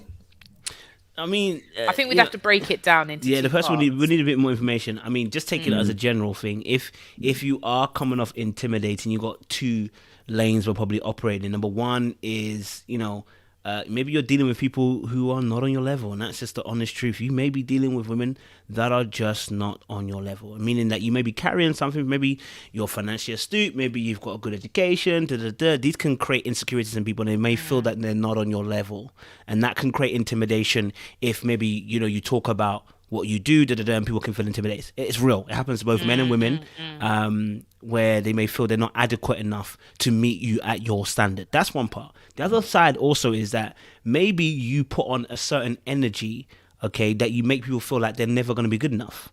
And that's where the intimidation comes from sometimes. It's like maybe you have a bit, and it will come off as intimidation, but it's actually arrogance. That you feel like no one is actually on your level, and that creates the intimidation. It's like nothing that person ever does is rarely good enough. You know what I mean? It's like that's where the intimidation can come across, where you always are imposing yourself on the person, whether it's physically, whether it's even just a person, maybe they told a story and you had to trump it, do a one-up, you know what I mean? Like you can come off like intimidating in that way, where everything seems to be about you are doing something better than the other person, or they didn't do very well, or you seem to have the dad spirit. Some people got some dad spirits. You know what I mean? Like you come across and it's like everything you're critiquing. Oh man, babe, I don't know about that. You could have done that a little bit better. No, you could have. Like it's everything you're critiquing. You can come off intimidating that way as well. So Check yourself, depends which way. It depends which way it's happening for you. What I mean, you've got to figure out: are you dating people that are not on your level, or are you doing things that are coming across as intimidating? Yeah, you got to check yourself, man. Yeah, everyone, you're responsible. If someone says something that you might even think is unfair, you owe it to yourself and them to just look at yourself. You might be okay, but you got to check yourself. F boy though, that one there. F boy though is a bit that one. You know what, brother? I'm not gonna lie to you, because if you're coming off as an F boy, you're coming off a little bit cocky and arrogant. That's probably what's happening. Yeah, you're probably coming off a bit cocky and arrogant, and you just again, it might be the type of woman that you're dealing with. But if they're saying F boy, it means that potentially you're coming off too slick. Everything's a little bit too slick. Your mouth a little bit too sharp. You know what I mean? You're just a little bit on edge when you're talking. You or when you're interacting. There's a difference. Yeah, there's a difference between what's the word? What's the word that I wanted to find? Basically, there's a difference between confidence and arrogance. There's a very thin line between the two. Assertiveness, or what I mean? Yes. Yeah. I think I'm starting to see the connection here, because I think that if this is how you're being seen in general, you really should be looking at yourself. I think we need, but everything begins and ends with us. We can look at other people and say, oh, the other person. As I always say, what are we contributing to the 3-course meal? Do you know what I mean? What are we bringing? What dish are we carrying and bringing? But we're watching, what everybody else is bringing. And I think that's really important. But if there's a pattern of intimidation and he has to check himself. You got to check The thing is, he's the common denominator in both things, intimidating and F boy. He's the common denominator in all of this. So you have to kind of check your own energy and think about, actually, what is it that I'm projecting out there for people to have very similar, ideas of who they think that I am. Do you know what I mean? Actually, am I that person? That's a very, very profound question to ask yourself. And you're not being respected. You're not being respected for how you conduct yourself. Like someone has made a comment. The last comment at ML, I've never mistaken an F boy. If I thought it was an F boy, it definitely was. No one's looking up to you. I think even if it's just like, okay, the sex, whatever, the village ram, whatever. It's not like anyone's looking up to you.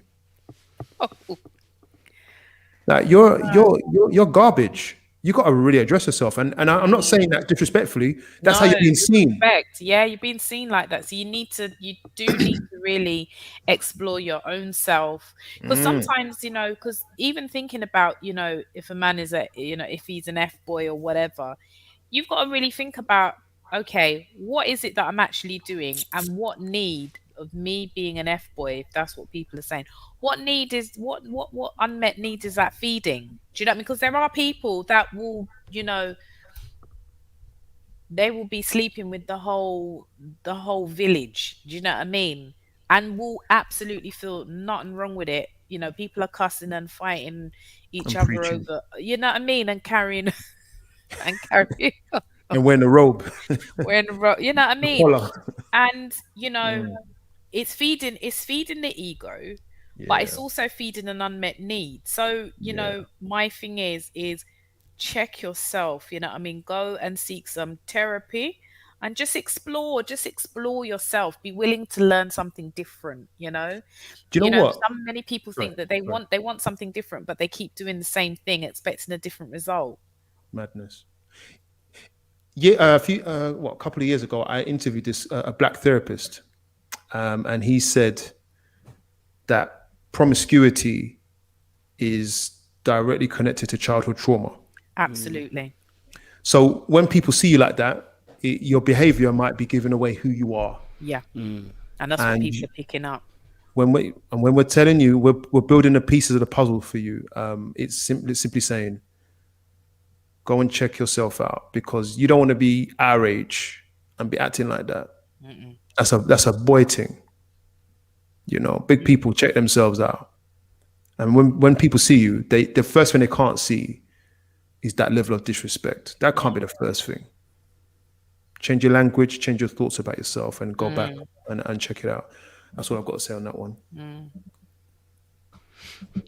Yeah, that's still appreciate that. Next question. Miss Els has got something building up though. Yeah, I've seen it, but I've been trying to follow it, but I've not been able to successfully do it. It's a question. What advice would you give yourself before you started dating? That's another Rockstar. question. Right.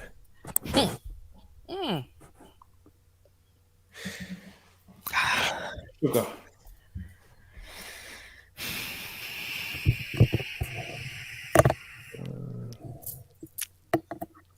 So that's a very deep question. Culture, you want to hit that one first?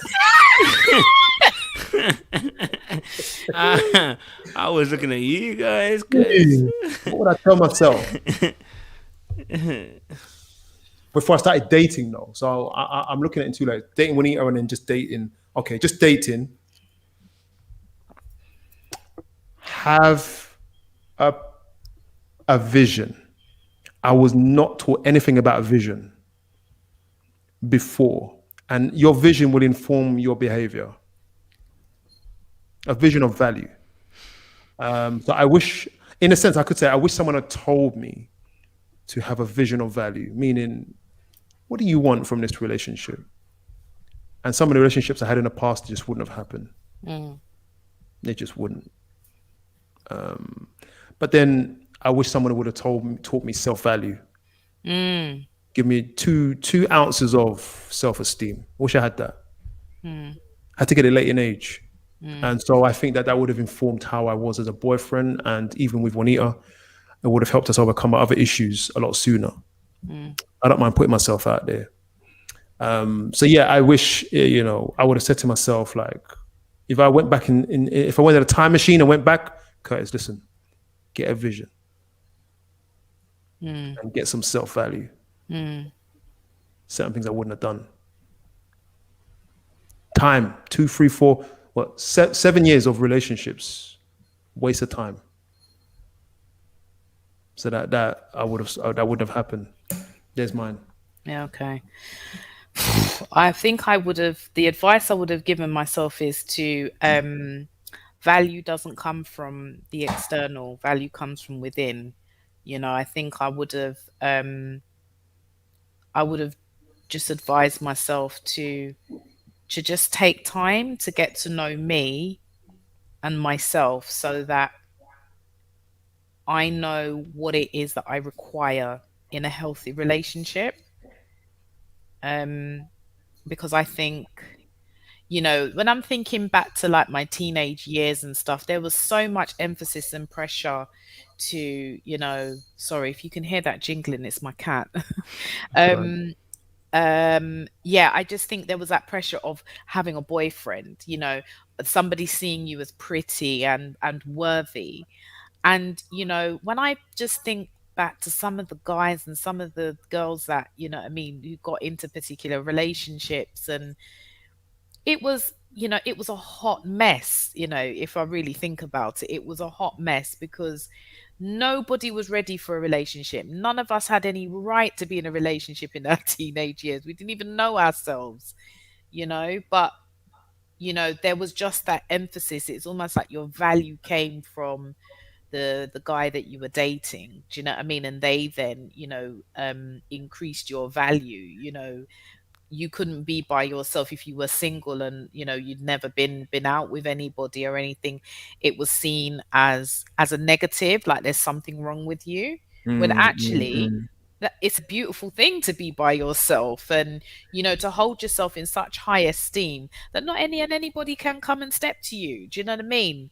That they need to make sure that they know exactly why they're stepping to you. Do you know what I mean? I just, yeah.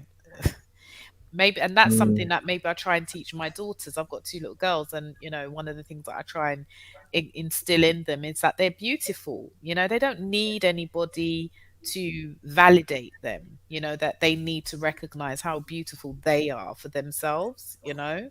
So that they're not seeking that validation from Mm. from my man round the next street, or the brethren in their classroom or whatnot. So yeah. Coach. Cool. Next question, guys. It's-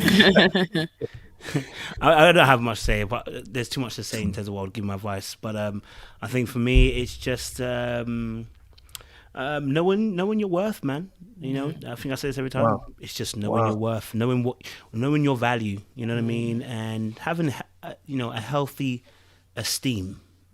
For me, would be my advice. Anybody, take time, don't rush. Is it fair to say that you didn't have that? I think it's fair to say so. Yeah, I think where it wasn't where it needed to be. Wasn't where it needed to be. So, I'm not saying I took much crap, but it just meant that I was silent on a lot more things than I probably would have. And when you're silent on a lot of things, I'm the kind of person silent, and then it builds, and then it's like I can't be bothered, and I just fade away. And that's emotional detaching. So, yeah. That's not the best thing to be doing, guys. Don't follow me. So yeah, I would say know your value, know yourself, know yourself, and set up good boundaries for yourself. I'll keep it nice and short. You know what I mean?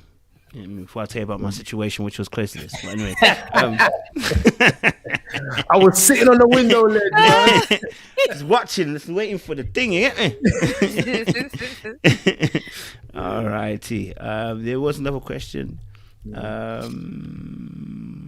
Mr. Question: what do you realize about yourself now that you didn't know before being in a relationship or a marriage? My family member said she realized she was more naive than she thought. Okay.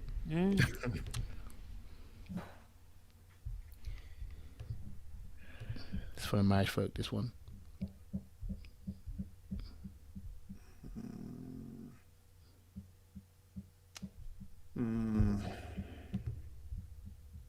I don't know how much I can put out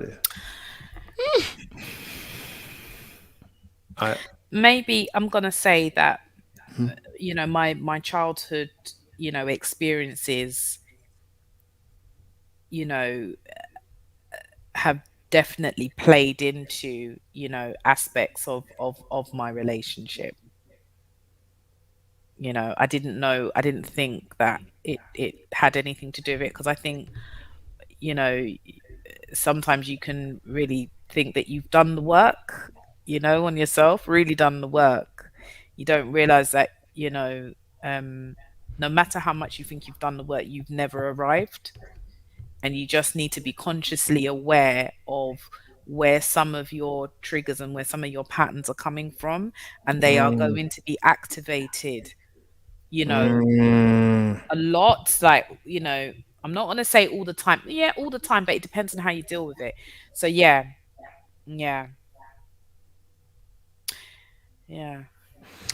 I wish. Sorry, no, what I wish. I realized that.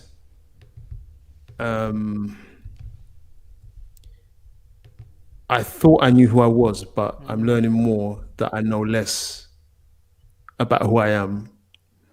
Although I'm learning more about who I am, I recognize that I'm learning that there's so much that I don't know.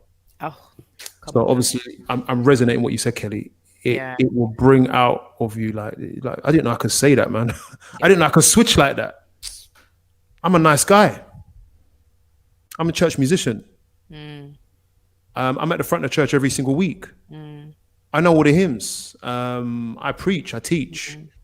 But being married will show you who you are It really and who does. and who you are not, right? And if you and I'm a patient guy. Yeah, I'm a patient guy. Then I get married, and I realize, rare, really. So Yeah. I think I realized that I'm not a fool concerning the unknown. The unknown is a big reality for me, and I'm okay with it. Whereas before, the unknown was a curse, and it was a scary place. Yeah. Well, it's about the dark side, isn't it? It's the dark side of you.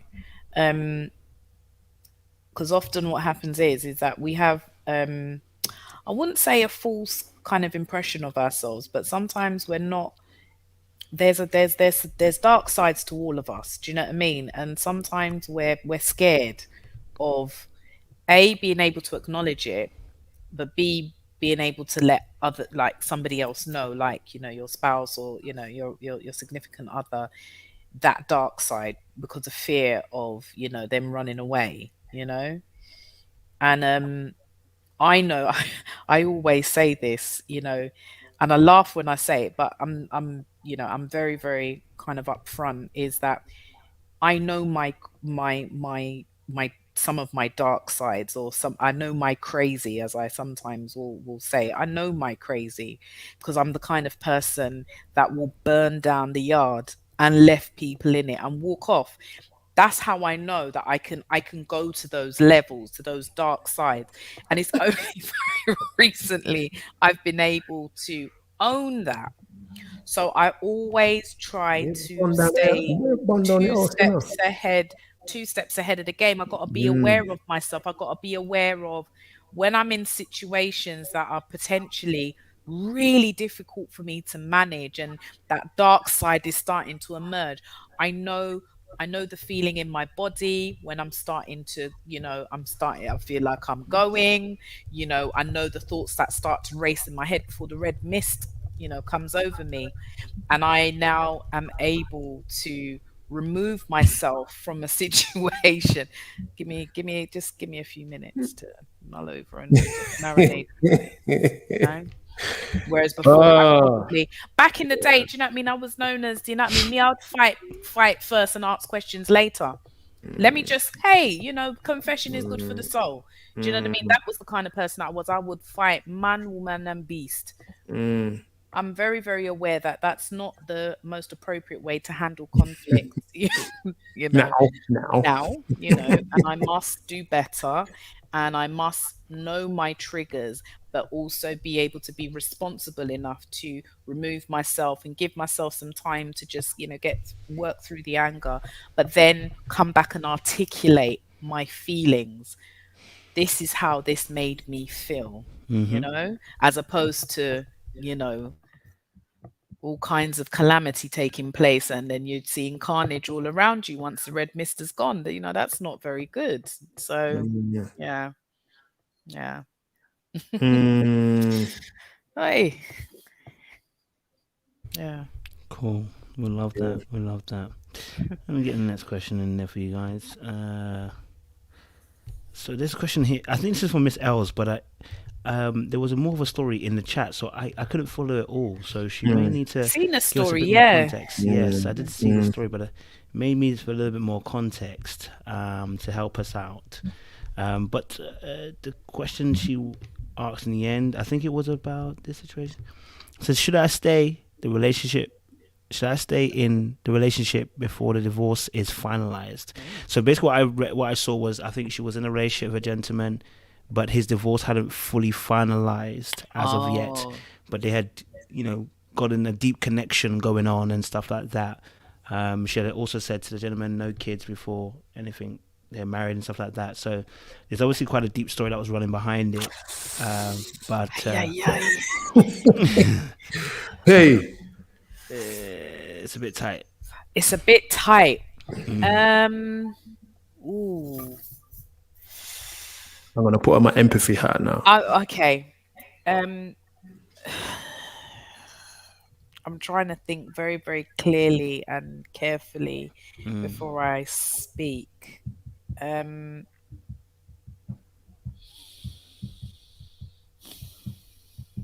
has this person had time to heal and reflect from the divorce? After the divorce, you know what I mean? Comes a time of reflection. You know what I mean? Yes. Sometimes it's shoulda, coulda, wouldas, and things that you've learned about yourself, and things that you would like to kind of introduce in your life now that you didn't before, and just things like that, and maybe doing activities to get to know yourself and build yourself back up again. Do you know what I mean? Heal. I'm just wondering, Mm-hmm.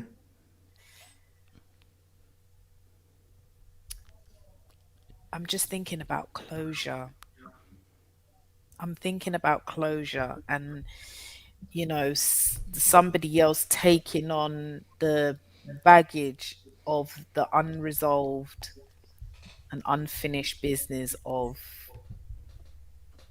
someone's previous chapter.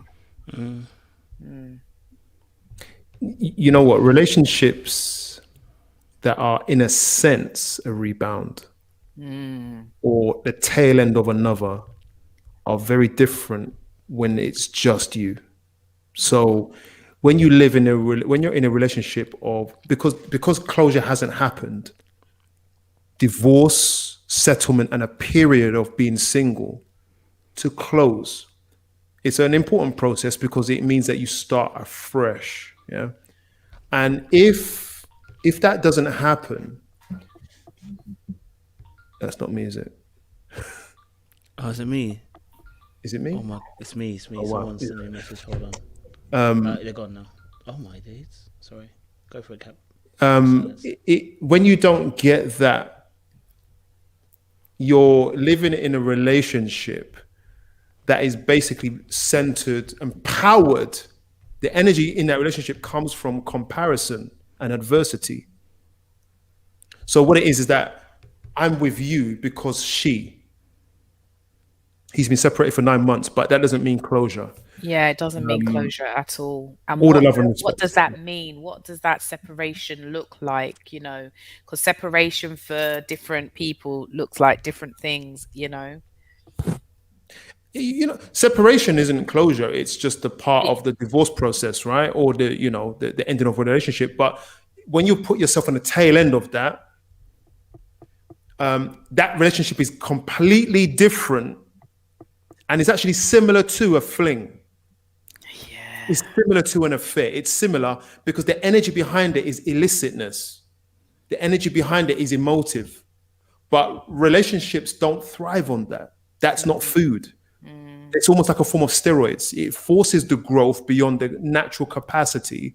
And then when that relationship has ended, the nature of your relationship will change to something very now real. But you're in deep emotionally, but you have no concrete foundations. That's my fear. Yeah, and here's here's the thing that's just coming to me. It's about he's been separated for 9 months, but what has he done in those 9 months? When did they meet? Do you know what I mean? Has the healing, has he started on his healing journey? Like maybe with even if it doesn't necessarily have to be with a therapist, but you're actively doing things to heal, you know what I mean? And I'm just thinking that divorce is it's not a, people fling divorce all over the place and think that it's some easy breezy Comes at a thing. price. It comes at a cost. We're not talking money, though. Yeah, it's a humongous cost. And it really takes time for you know, to really kind of just really come back from that. And when I'm saying come back from that, to really emerge as the phoenix, you know what I mean, from the ashes, you know what I mean? So it takes time. And I'm just thinking, in that 9 months, if you're nurturing another relationship, then there's self-abandonment. And I would worry about, it's almost like one's kind of ended, so you're then starting to nurture another one, but then there's been no space. So for both people, it's very complex. It's very, very complex, and I would really, I'd worry about that. Yeah, it is a compromising situation because you are invested, and the assumption could be made invested sexually, which takes it way deep on the back of a relationship that doesn't have the foundations but all the intensity. But I would want to say one more thing to this is that sorry, Miss Els, maybe you're not hearing what we want to the advice that you might want, but we're not against you. We're actually for you. So I just want to throw that in. But I would say I don't think it's right that you should be in a relationship with someone who's not divorced, first off. But if you're in a relationship with someone who is divorced, you need to see from them, take ownership of what they have learned from their past. If you haven't got that on paper, if you haven't got that verbally, that conversation, this is where I went wrong, and this is the mistake I won't make again. You need that from them. Kojo, you want to take it from there, bro? So I have a situation, guys. This same girl. Listen, this girl taught me so many lessons. Shout out to her. You know what I'm saying? Serious lessons. Shout out to her. You know what I'm saying? Come on now. Before I got with her, okay, before I got with her, she was just coming out of a relationship, right? I mean, she was coming out of a relationship, right? She was. They'd stopped dating for a little while, but they were still kind of texting and talking. You know what I'm saying? And when I came in the picture, that was like the thing that she needed to cut it off, right? But I remember the thought that the Holy Spirit told me, said, "Listen, do not enter." And I was like, no. I see the body in the back. It's mad. Let me go forward.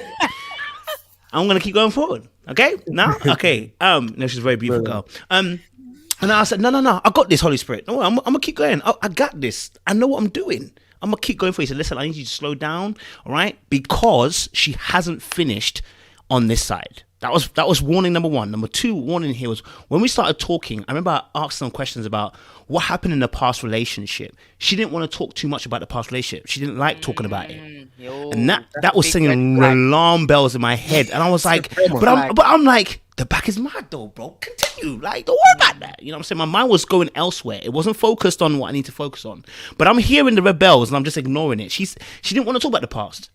And I was asking her, what did you learn about your past? Like, you know what I mean? What did you learn? You know, like, you know, there was some cheating people were doing. You cheated, he cheated. Okay, cool. But what did you learn? It's like, oh, no, it was his fault, blah, blah, blah. And I'm like, in my head, I'm like, you know, she hasn't actually explained what happened in the relationship, and she hasn't taken any responsibility or accountability for her actions here. And you still want to proceed forward? Nah, so I kept on going forward. What do I do? I kept on going forward. You got this thing about listening and hearing what it is you think it's. You know what I mean? I just be hearing it. It's not sinking in. It doesn't sink in for me. You know what I mean? I'm hearing it. It's almost like I have to learn these lessons the hard way, right? And that's what I was doing. I had to learn the lessons the hard way. And the audience will know, because I always scream, foundations are absolutely important for building tall buildings. Come on, if you're bro. looking to build a long-term relationship, the foundation has to be right. And the mere fact that he isn't divorced is a really shaky foundation, because he hasn't even done the basic requirements to free himself from the past relationship. He's still tied. Whether in his mind he thinks he's free, he's still tied, because if he wanted it to be done, it could be done by now. He hasn't. Because the process of what he's doing is taking some time, and that time is needed because the mind needs to have time to recuperate and go over things and go, actually, is this exactly what I want? Is this exactly what I need to be doing? Do I need to be divorcing or not divorcing? Right? And I'm probably a bit more harsher than you two on this particular thing, right? on this, I'm saying it here and there. When you start relationships in the midst of someone breaking up their relationship, they're in a divorce process, right? Divorces are spiritual as well as physical. So even though he may be physically and emotionally thinking he's free, spiritually he's not free. Yeah. He hasn't yeah, finished. Yeah. And we don't do relationships just with our emotions and our mentality. We do it with our spirit. So if this part hasn't fully been locked off, you're really asking for more trouble than it's worth. And I'm telling you, listen, he will be amazing, he'll be great, he'll be lovely, he'll be caring, he'll be loving, and he may seem like the most amazing person, because he probably is. But the trouble is, where he's starting from, the foundation, it's in a bad place. It's in a bad place. Now, am I saying this is a guarantee this won't work? No. There are exceptions to every rule. There are people who have made it work and they might go on to have a very long marriage. But the majority of people, this doesn't end well. It doesn't end well because, like Curtis, you were saying, right? It's almost like you're having a fling. You know what I'm saying? There is a process of time the person needs to reflect, settle, get things done. You know, we were talking about this about even us as men, how hard it can be when your finances aren't right and you enter something when you're not ready. Well, the Bible says, sit down and count the cost before you build. My friend, has he counted the cost before he gets into this new relationship? We don't know, because you get excited when you get somebody new. You know, The you get excited. dopamine The dopamine be playing. You know what I mean? be flowing like And- gin and juice. yeah. You know, and for me, I think if you are going to go forward, if this situation is going to go forward, there needs to be extensive counseling, because because where he's starting from, I would never advise you to proceed forward without extensive therapeutic, whether it's someone who can counsel well and flesh out all the issues that he has. Because you're not It's all meeting going to him be free. hidden. Yeah. Yes. It's going to be hidden. And he may not even be aware of it. And it's playing out. And nobody's aware of it. You know, there's a lot of things that people don't realize that they bring into relationships. You know, not to say that people don't bring anything, they don't bring themselves and they don't bring aspects of their past. But there's something around unhealed relationships and unresolved trauma that, you know, it comes along, you know what I mean, to the party, you know, rocking up. And often when I work with couples, I'm quite, I'm not here to play no games. I'm not here to pussyfoot around. I'm not here to nice up the thing. I'm here to call out all the elephants into the room, Come and on. we go and talk about this. So here's my thing: if you're coming in to do therapy with me as a couple, you got to be ready to address and look at some things that's going to be tough. I'm going to be here for you, and I'll be here to support you to be able to communicate with each other.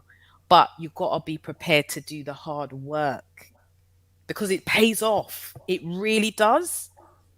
You know, I've seen it. I've seen it time and time again when, you know, couples come in and one may not necessarily be necessarily, you know, convinced that this is going to work, and the other one is all for it.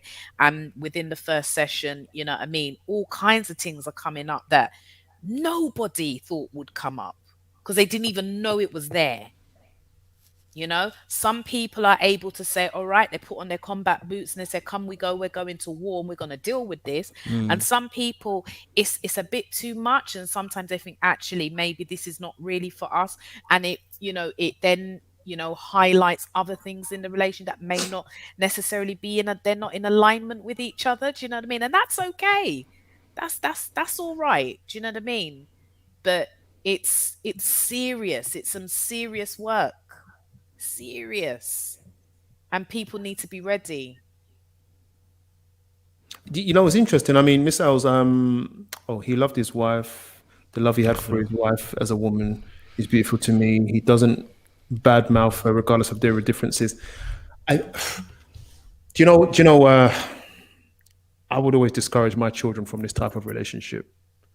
I know for a fact, and I just want to reiterate a point I made earlier. And to be honest with you, you sound a little too accepting. And I could be wrong. I don't know you, but it just sounds like you're at conflict, because I was reading some of the earlier comments. But you're a little bit too accepting of this. It doesn't feel right, and your parents won't be happy with it for a good reason. as you mentioned earlier on. And I'm saying to you that this really isn't a real relationship. It is, no, I won't say that. It's not a real relationship. And I want you to consider stopping. I think someone else is trying to ask you to do that as well. Step aside, Yeah. right? Now, we're saying this because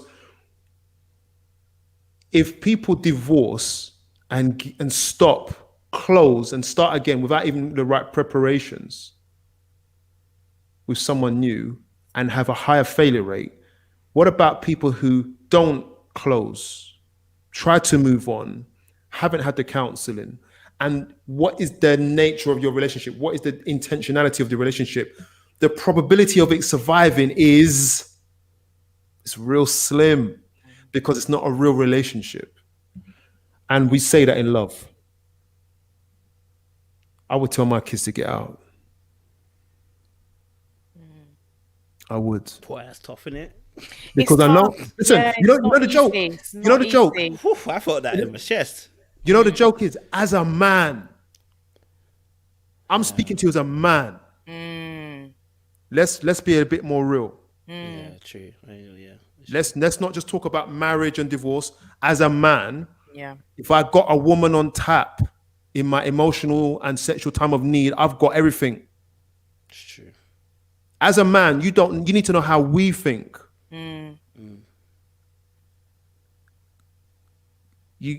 I'd love to go into this, man. It's true though. I need to hear this though. Els, you know when you say that? I appreciate that. When you say that, Miss Els, it means you know what we're saying is true. Yeah. I just think it's important to pause. It's so important to pause. Not for the relationship or but for yourself. Pause. Side Search yourself. Think about what it is that, what it is that you need and what you want. You know what I mean? Truthfully. From a place of truth, The thing is, if you guys are meant to be together, in a year's time, 2 years' time, however long it takes to heal, if it's meant to be, it will be, nothing will stop it from being. Do you know what I mean? But I guess it's about, give yourself the chance and the opportunity, to hold yourself in some real high esteem.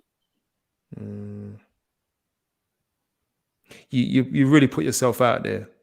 Yeah, and thank you. Well done. Yeah. We hit you hard, but it's Yeah. Kojo just said we appreciate you sharing honesty, but it takes courage what you did. Yeah. But you know what to do already. I think you just know what to do. Yeah. Yeah. Something in your nose, mad, isn't isn't it? Yeah, I think that's mad. I think that's right. When you're asking those questions, something in your spirit is telling you something's not sitting right. You don't know what it is, but something just doesn't feel right because you are looking for the answers. You're looking for, actually, is this something, it's almost like you're asking the questions to find out whether it's aligning with what's actually happening spiritually. Do you know what I mean? Your spirit knows, your intuition knows. And I want to throw this on there as well. Let me throw this one out there. Love. Love is not a good enough reason to be pursuing a relationship.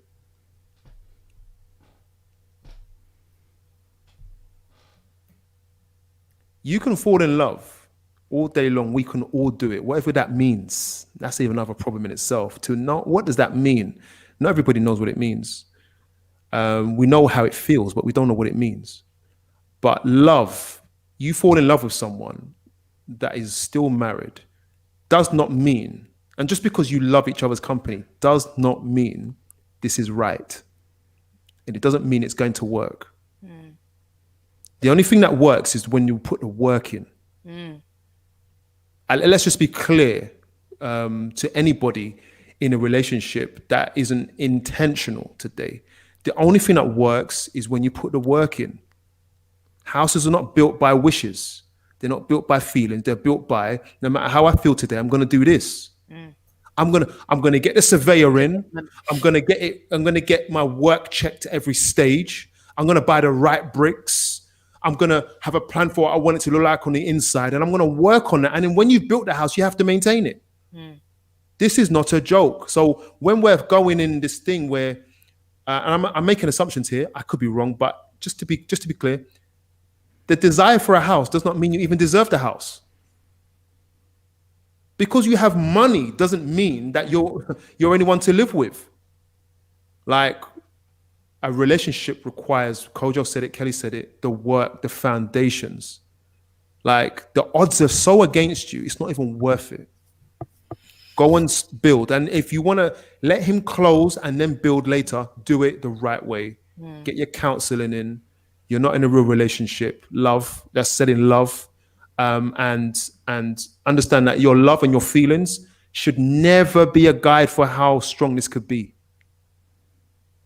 That's like the Bible says that the grass just burns and it disappears, it withers. The work is the work. And sometimes they're usually men, but sometimes there's one of the couple, Kelly, who really doesn't want to do this. That's your back foot already. Absolutely.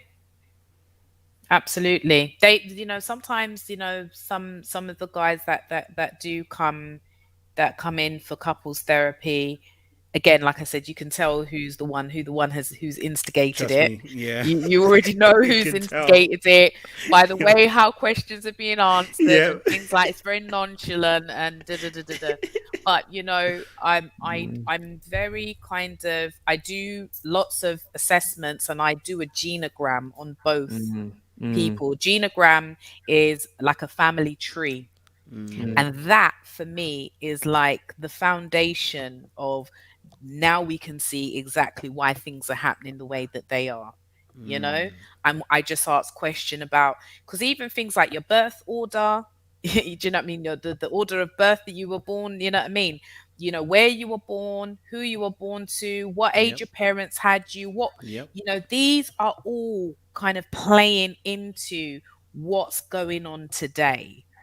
Do you know what I mean? Your ability to manage conflict, your ideas about, your ideals, how many children would you want? Those kind of things, your kind of thoughts and beliefs around, finances, and, there's so much. It's the list is not exhaustive. You know what I mean? It's so deep. And I think it's important, for me, as part of my work, doing a genogram is a very important part of my work. It's the core part of my work, where I want people to see how their patterns have come from generation to generation. It's so important. And many of them say, oh my goodness, do you know what? I didn't even clock that. None of us do, because we don't really take the time to really get to understand sometimes family history and stuff. Sometimes you get older and, older people just get on your nerves, innit? Your older members of your family. But it's very, very important. Why are they miserable? Why is, you know what I mean? Why did grandma and granddad divorce? You know what I mean? These are important. I say it's really important to try and get some of that family history, try and get a bit of understanding as to what happened, because that will then help you to understand your own patterns of behavior and why you may react to your spouse the way that you do. Because of a childhood trauma or something that, that happened, maybe not in your lifetime, but you know what I mean? It's so important. Boy, last question. Thanks, Kelly. Good bars. Boy, got me in the ropes a little bit, sugar. It's about to end on a note, because you ain't ready for this question right here. Someone asked this question. Oh Lord. Okay. I read this. I saw this one. I ain't got a problem with it. Depends how old you are, though. If that brother's 13, it ain't going to work, innit? It can't work. Oh my gosh. If I hear teen, that's like, nope. Here's the Yeah, thing. it's tough. We all grow at different emotional rates, don't we? If I hear tea and it can't work, Obviously. Such an idiot. Eh, Oh dear, we all grow at very, very, very different rates. There are some things that are developmental milestones that, people have to go through, you know, and you have to weigh up whether it's worth going through those experiences with them, is it, let me just keep it real. Are you basically taking on another child? Do you know what I mean? Or come on, a child under your, cut you to have it. to know, we've got to talk the truth. Let's just be totally honest. You know what I mean? Because there are gonna be, so if we're thinking about a 13-year gap, right? So it's almost like you're gonna be in two different generations almost. It sounds, work with me. It's not, I'm not being, you know what I mean? You're in two different stages of life. So there might be one that likes this, for example, maybe raving and, you know what I mean, and being all hype. Because that's, you know what I mean? I'm thinking what I was like in my 20s. Boy, I'm telling you, you could never find me in my yard.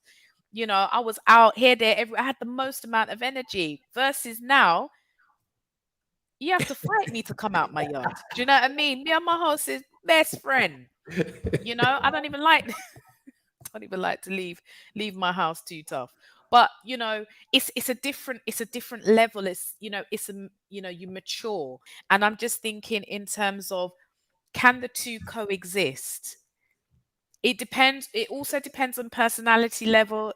But I would really question it. I would really question whether what are the reasons is, yeah, yeah, I don't know. Yeah, What do you I think? agree with you 100%. I agree with you 100%. And I also have this thought as well. What's that? I mean, anyone in there, women will do that. Young ladies will do that. They will have that relationship all day. Daddy issues, blah, blah, blah. Young guys will do it, but it's a different issue. And I think what dominates them is that whole, the type of sex that they might have. So we're talking about, there are factors that play in, like the gender and the age, how young it's going to be. So it's not a simple question, but 13 years can run depending on your age group. Some guys like older women, and I don't think there's anything wrong with that. Much older, if you put the work in, that the reality is there's going to be different things happening at different rates. If you're prepared to deal with that, some guys are. Go for it. But 13 years, oh man. It just depends on how young that person is for me. I wouldn't say so much old. I think when you're old, when you're like in your 30s, you can do whatever you want. If you want to go with someone who's 43, go for it. If you want to go out with someone who's 73, 13 years, go for it. If that's your thing. Some man is just on that oldness, So my advice is go for it. But don't go too young, or I'm coming for you. What are you saying? I'm gonna be honest. I don't know. This is difficult. Like I said, there are exceptions. I don't make them rules. 13 years is a lot of years. Okay. 13 years is a lot of years. The older you are, I guess, obviously, the less, I guess, the years kind of matters. We're talking about, like you guys said, formative years. 20, 30 might be like a bit of a stretch. Yeah, In terms of if that gentleman is of that age. My question I always answer this is number one, is he really comfortable in this particular situation? Like, I mean, long term, does he see a long term vision for this relationship? Number one, you know what I mean, or is it like a bit of a fling? You know what I mean? Listen. I'm not here to judge you. Listen, I don't think we should do flings, but if you're here for the fling thing, then that's you. Just know what you're in. Yeah?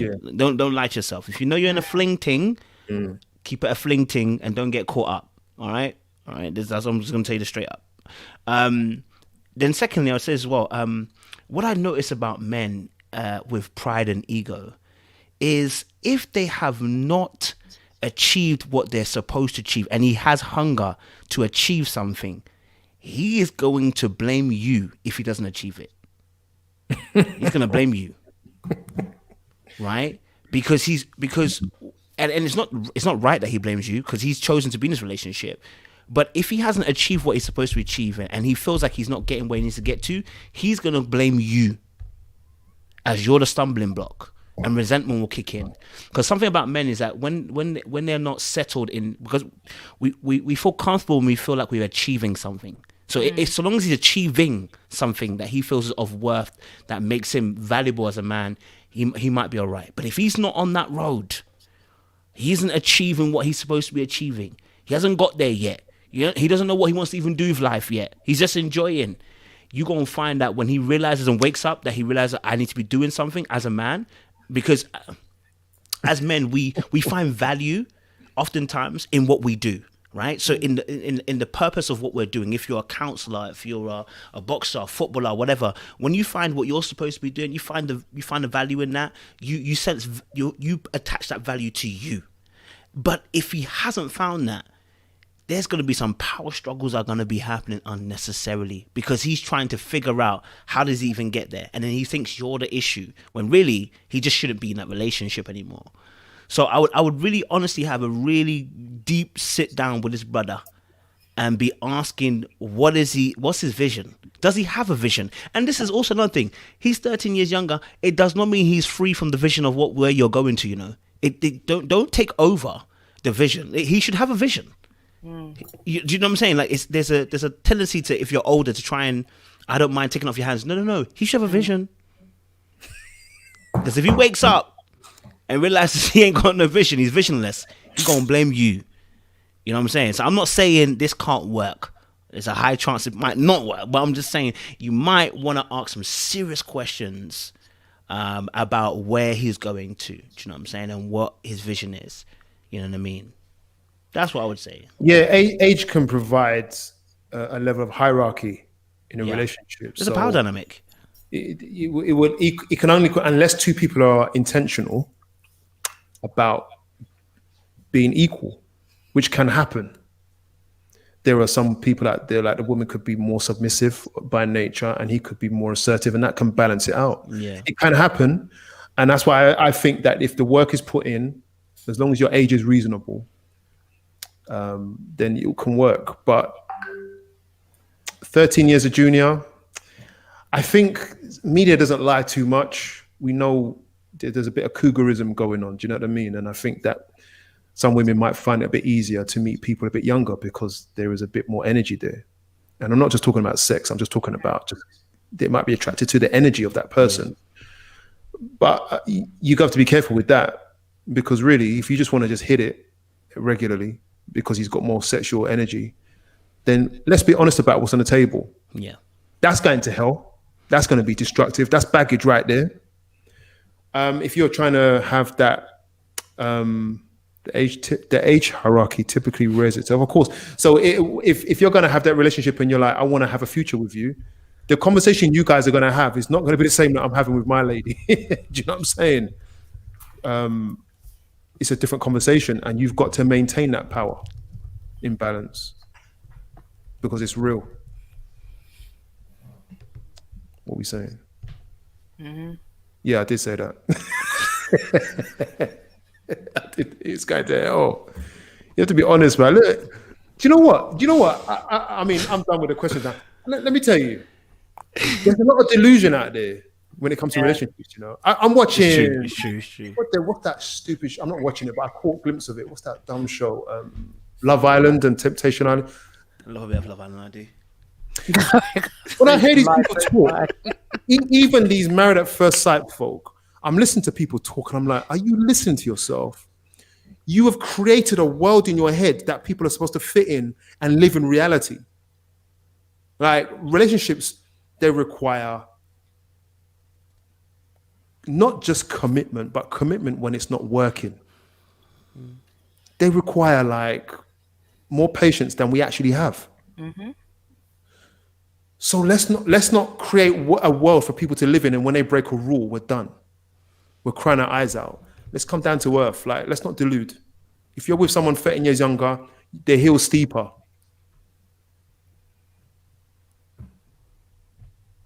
I'm done.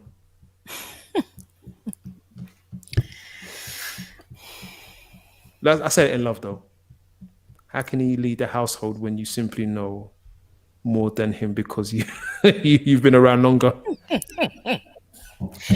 But it's true. If you let him lead.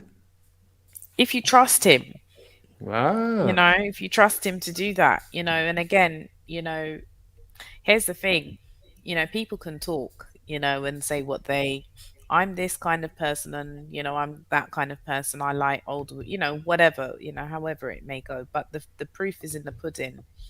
What's the fruit of this? Is he a man of his word? Can you see, you know, the the maturity in the way how he handles you know life, the ups and downs of life, how he motivates himself to pursue his dreams, and things like that. And is he of encouragement to you, in terms of there's it's multi-layered. There's a lot of things that you need to see in action rather than hearing a lot of the talk. Like I he got to said, turn up. the dopamine is real. People don't really understand when you first get to know somebody and you're hearing all these interesting facts. It's wonderful, isn't it? Absolutely wonderful. It gives you a new lease of life. You feel a different level of happiness. That's like heroin. Yeah. Yeah. And honestly, when I say that it can last anything from hours to 3 months, it's real. Because what often happens is once that time has passed and real life kicks in, and now people got to start showing some of the action behind their talk.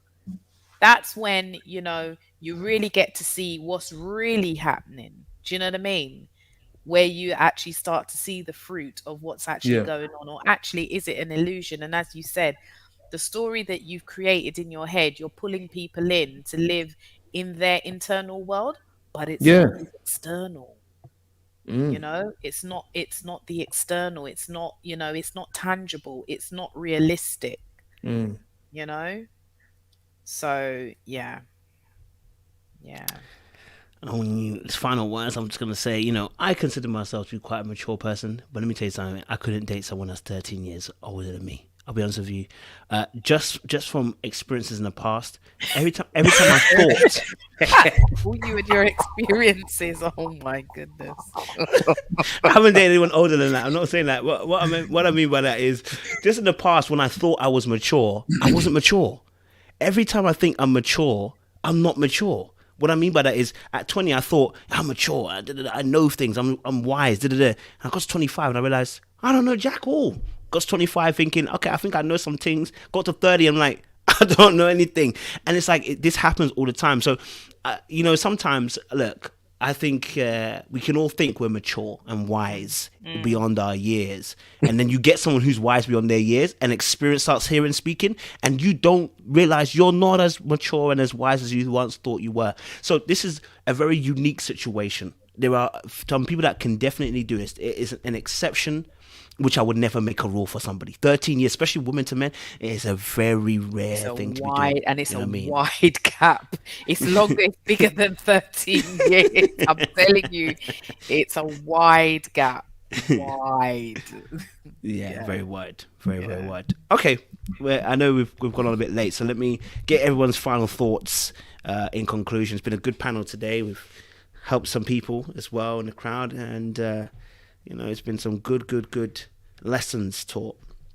Okay, what's in the transition? Let me let you go first. You are our beautiful guest, so let me let you go first. What's your conclusion for tonight? My What would you say is one conclusion- takeaway they should take away? Ooh. Do you know what? I really enjoyed the question about what would you tell yourself, your younger self before dating. I thought that was really interesting, actually. And, obviously confession was good for the soul. Please, people, don't think that I would actually burn houses down and leave people in. I do have some integrity, and I do not need to go to prison. But no, it was very good. And I feel really humbled that, oh, what's Miss, is it Miss Els? Yeah, was really open and honest, and I'm thankful that, that she felt comfortable to be able to kind of hear the truth in love, and to be able to just, to take it. And this is what we're trying to create, just more vulnerability, isn't it? So that we can all support one another. So yeah, I've really enjoyed tonight. Thank you for inviting me again to be part of this wonderful panel. Always. What do you mean? I would say truth is light. Don't choose to live in darkness, man. Be honest with yourself. Be honest with yourself. If it costs you everything, it's still cheaper than paying the price later on. If you lose that relationship and if you lose the home you're living in, it's the cheapest way to go, to be honest, because you will pay with interest later on. And that means really you have to love yourself. And it means you have to go back and check yourself. I think I'll leave that there. Yeah, thank you very much, panelists. I don't have any words of wisdom, guys. We